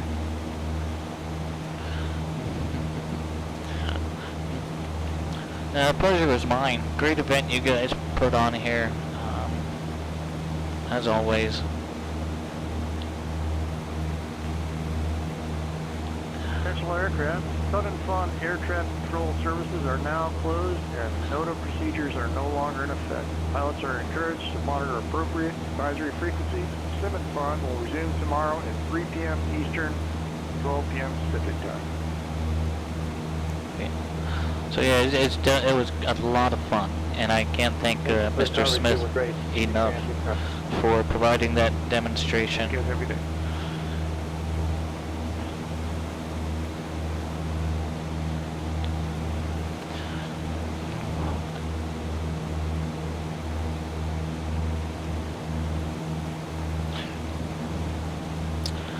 Okay.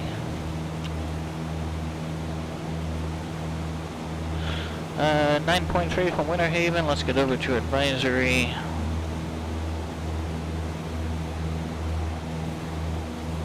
It most certainly is. That's for sure. 133.675.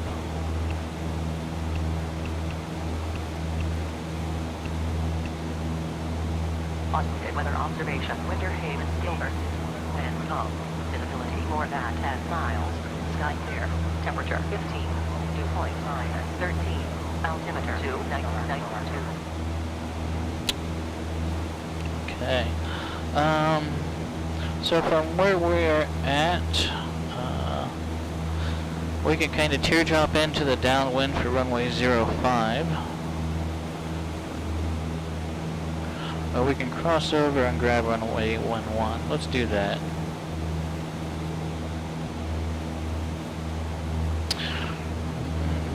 Winter Haven traffic, Skyhawk 8033 Foxtrot. We're about 8 miles southwest of the field, intending to cross over midfield to join the left downwind at runway 11. Full stop, Winter Haven.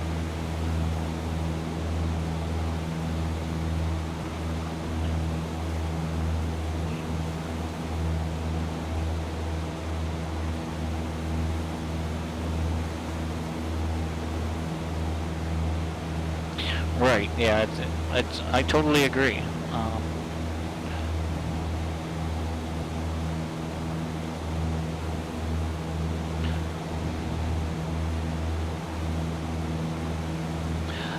I think real-time coordination with an instructor is would be an excellent benefit.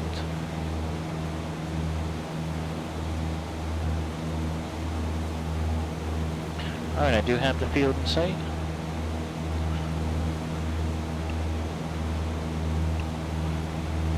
Actually, what I want to do is procedure approach. I want to fly the RNAV 05. I want to make sure that my instrument's working properly. Transition. What transition do I want to use? Approach.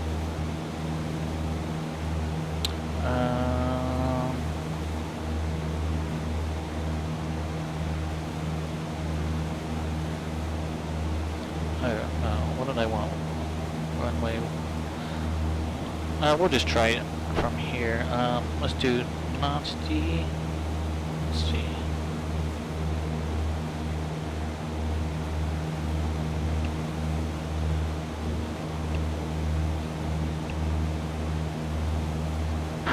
Okay. What I'm doing is checking to make sure that my vertical needle is fixed in this new version of Air Manager.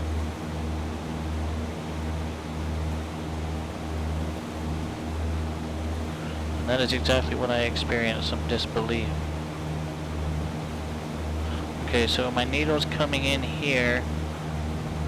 Winter Haven traffic, Skyhawk 8033 Foxtrot. Correction, we're practicing the RNAV approach runway 05, Winter Haven.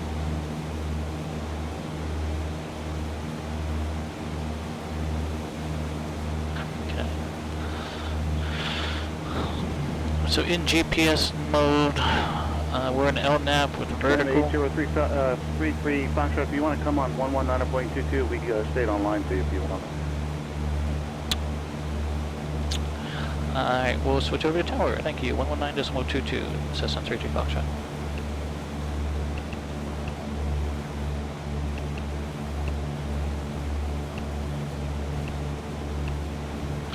Winter Haven Tower, Skyhawk 8033 Foxtrot. We're about 2 miles away on the RNAV 05 approach, Winter Haven. Number 8033 Foxtrot, Winter Haven Tower, runway 5 to the land, winds calm. Clear to land, winds calm, Cessna 33 Foxtrot. I think I recognize that voice. That might be Anthony.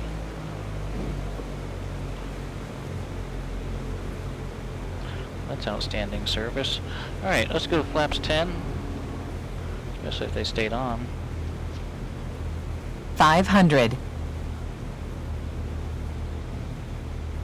Alright, so I'll still have to figure out what's wrong with my vertical needle on the CDI. Traffic, Beaver 5 to Front Office, taking off runway 5. Winter Haven. Beaver 4 Echo Alpha, Winter Haven Tower, hold short runway 5 for landing traffic.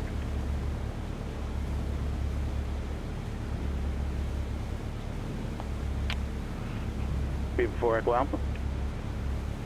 What's that for, Beaver 5 to Front Alpha? Affirmative. Number 33 Foxtrot, go around. Going around, Skyhawk 33 Foxtrot. Number 4 Echo Alpha, just remain in your position, traffic going around runway 5. Landing in position, Beaver 5 to Front Alpha.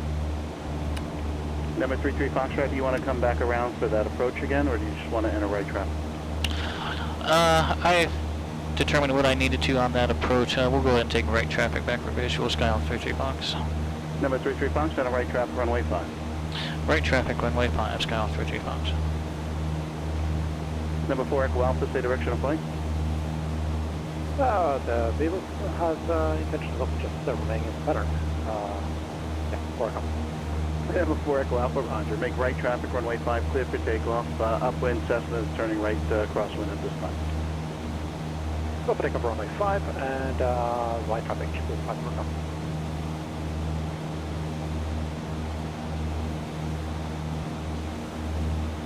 Stay for another 5 minutes for you guys, and then we're going to terminate the services here. We greatly appreciate the extended service, Skyhawk 33 Fox.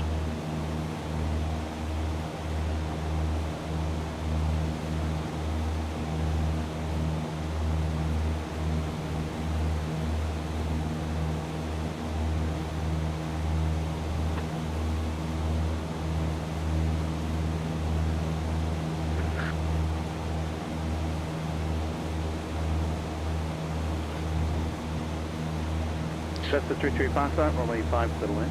Runway 5, clear to land, Cessna 33 Foxtrot. So this lake right here, just off of our right window, just off to our right here, that's where they do most of the seaplane training at. Just a larger lake right here.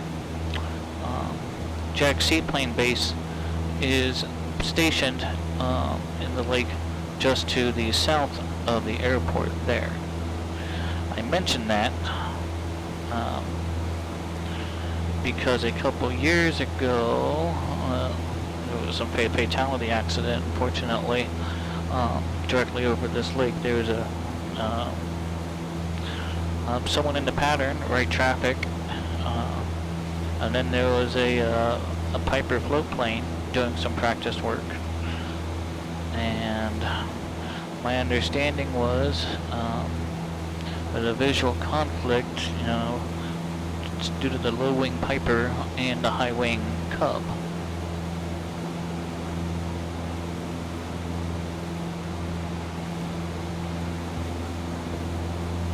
Oh boy. Okay. How are we gonna do this?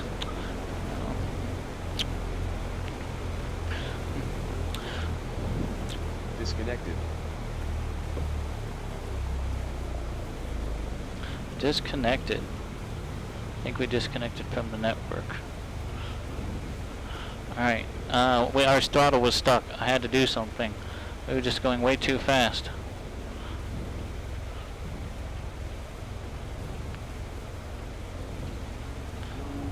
Runway's 500. made. Let's get some flaps in there. Our throttle was stuck. Curb heat.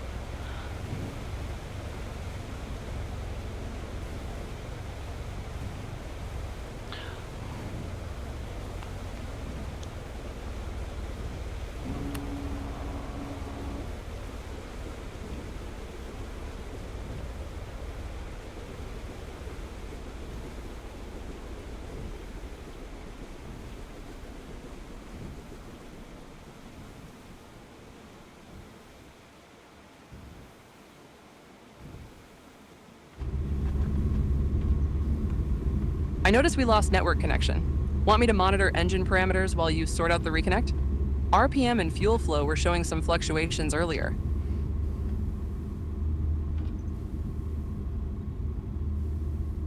Oh, maybe that's what it was. Alright.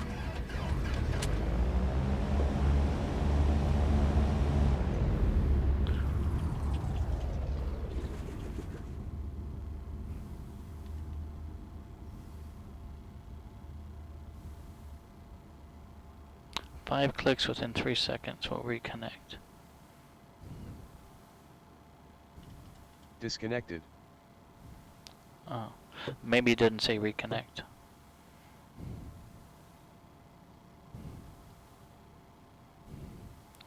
Maybe I think that got it there.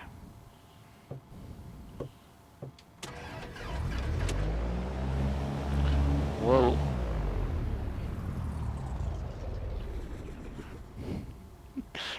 Yep, we got a stuck throttle all right. Absolutely, Squawk Info. Anthony, thank you so much. Greatly appreciated it. Just absolutely amazing experience today. Thank you both. Alright, so we're just going to kind of limp it up over here.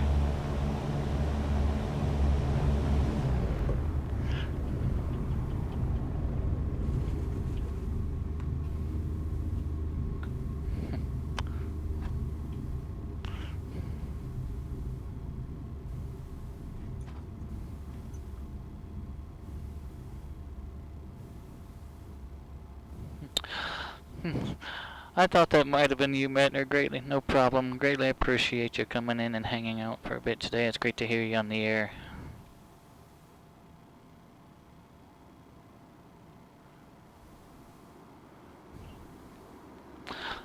Yep, I plan to fly this event tomorrow. Alright, let's go ahead and shut the aircraft down. We'll head back to the hangar. I'll give you a quick tour of my version of Winter Haven here that I have for Sun and Fun, and then we'll kind of talk about today's flight, and then we'll say goodnight.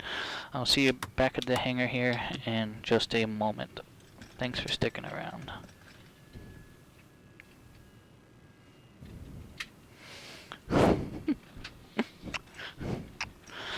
Well, I heard Beaver call while I was on tower frequency, so I'm assuming he was making a call on CTAF.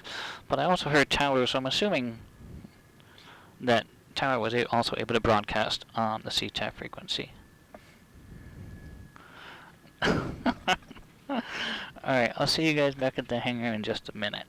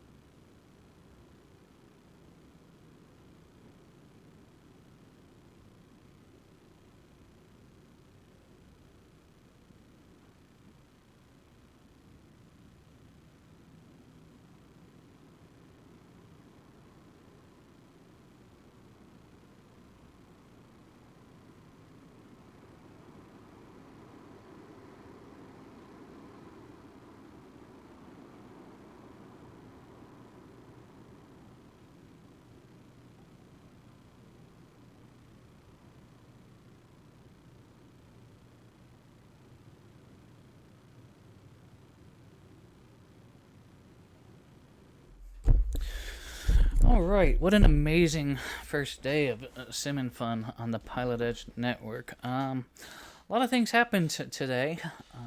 Once I finally got my microphone problem sorted, everything kind of went splendidly. One thing I did learn is that OBS and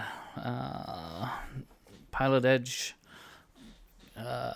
plugin didn't seem to work quite right today. I'm going to have to look further into that.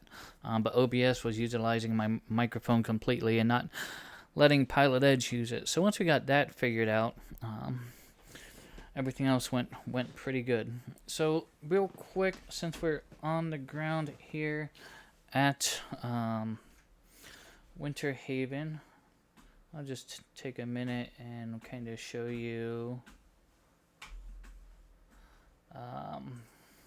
my Winter Haven Sun and Fun scenery. And to do that, we'll just come right over here to the X-Plane Master Machine.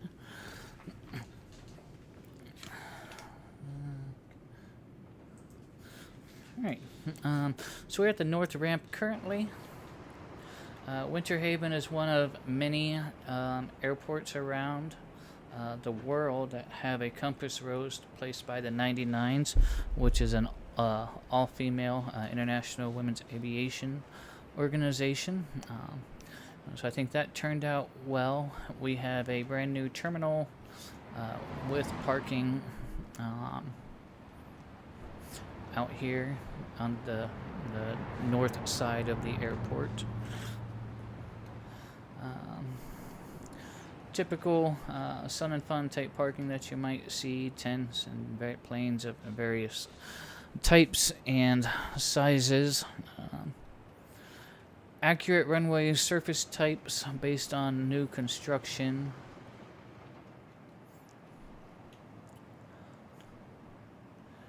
And then again, remember I said I kind of sandwiched old taxiways and new taxiways. Typically, this part of taxiway Alpha would not be here. You know, it's this one now. So we have both of those, but we could take Alpha all the way down to the south ramp here. New fuel station. Again, more Sun and Fun type parking scenario. New aircraft maintenance hangar, beacons in the correct location. I'm not sure if these are live-in type buildings or if these are office buildings, but these are new in the last couple years here by this maintenance hangar. And then we've got some private but corporate hangars over this way. Hangar home combos on the southeast of the airport here. All new custom T hangars on the south side of the airport.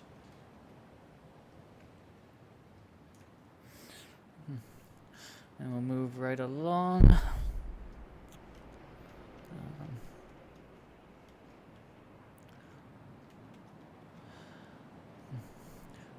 Currently, this taxiway is no longer here. This one that kind of goes at an angle, and the segmented circle is actually closer to the top of this taxiway. But again, in order for me to utilize my version of the scenery, I had to make sure that taxiways reflected the preceding version of the airport. Accurate forest locations, trees, vegetation, and we can circle around here to Jack's seaplane base, which is included with the scenery available on the .org. So we got new facades and new docks and ramps there at Jack's seaplane base. New road networks injected in that we're missing. So a bunch of improvements here at Winter Haven that are available for download currently. Although you won't get this particular version, you'll just get what I would call just the up-to-date version of the airport. maybe next year, PE might be able to use a version, this version or a similar version of it, just to kind of spice up what's already included. So, okay, let's see what else real quick. The event itself was good. Air traffic controllers were on point. Pilots all seemed to listen. I didn't hear ATC tell anybody that they have to leave the line and go around and head back to the beginning there. So that was a kind of a plus, that they didn't have to tell a whole bunch of pilots that they're shouldn't be doing that, or they're messing up or something like that. But for the first of this Sim and Fun, I think it went pretty well. I experienced some interesting aircraft systems and mechanical issues along the way. It's something I totally wasn't experienced.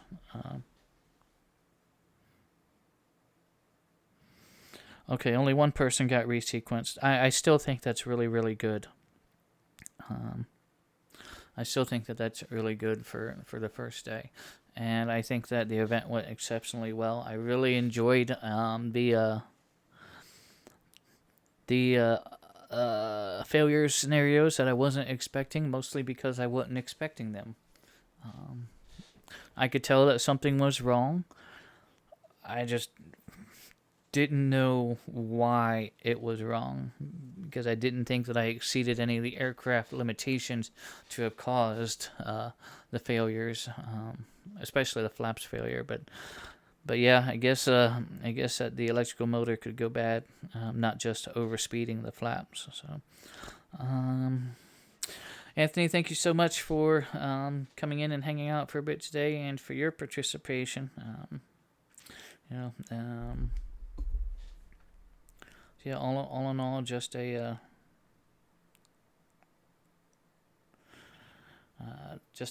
great event today. So, and then Keith says that his flat motor died while he was in a real life flight. It is a thing, so that's definitely good to know. So yeah, that is it for me for today. I do want to thank everyone for coming in and hanging out. I want to thank PilotEdge for putting on the event, and the controllers at NACTA for participating and volunteering their time to assist with the event.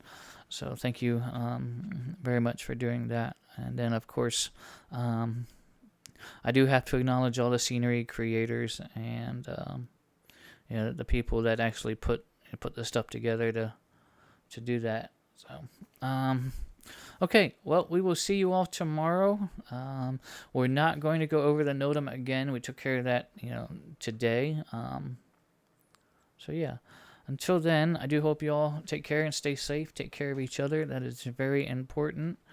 And let's see if there's anyone that we can raid today.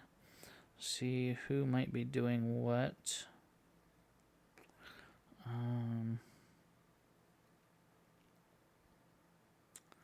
Let's see. I think I am just going to have to bring us to a close. So, again, I do want to thank you all very much for coming in. And yeah, we will see you all again tomorrow, where we're going to have the fun all over again. Have a wonderful evening, everyone. Take care, and we will see you next time.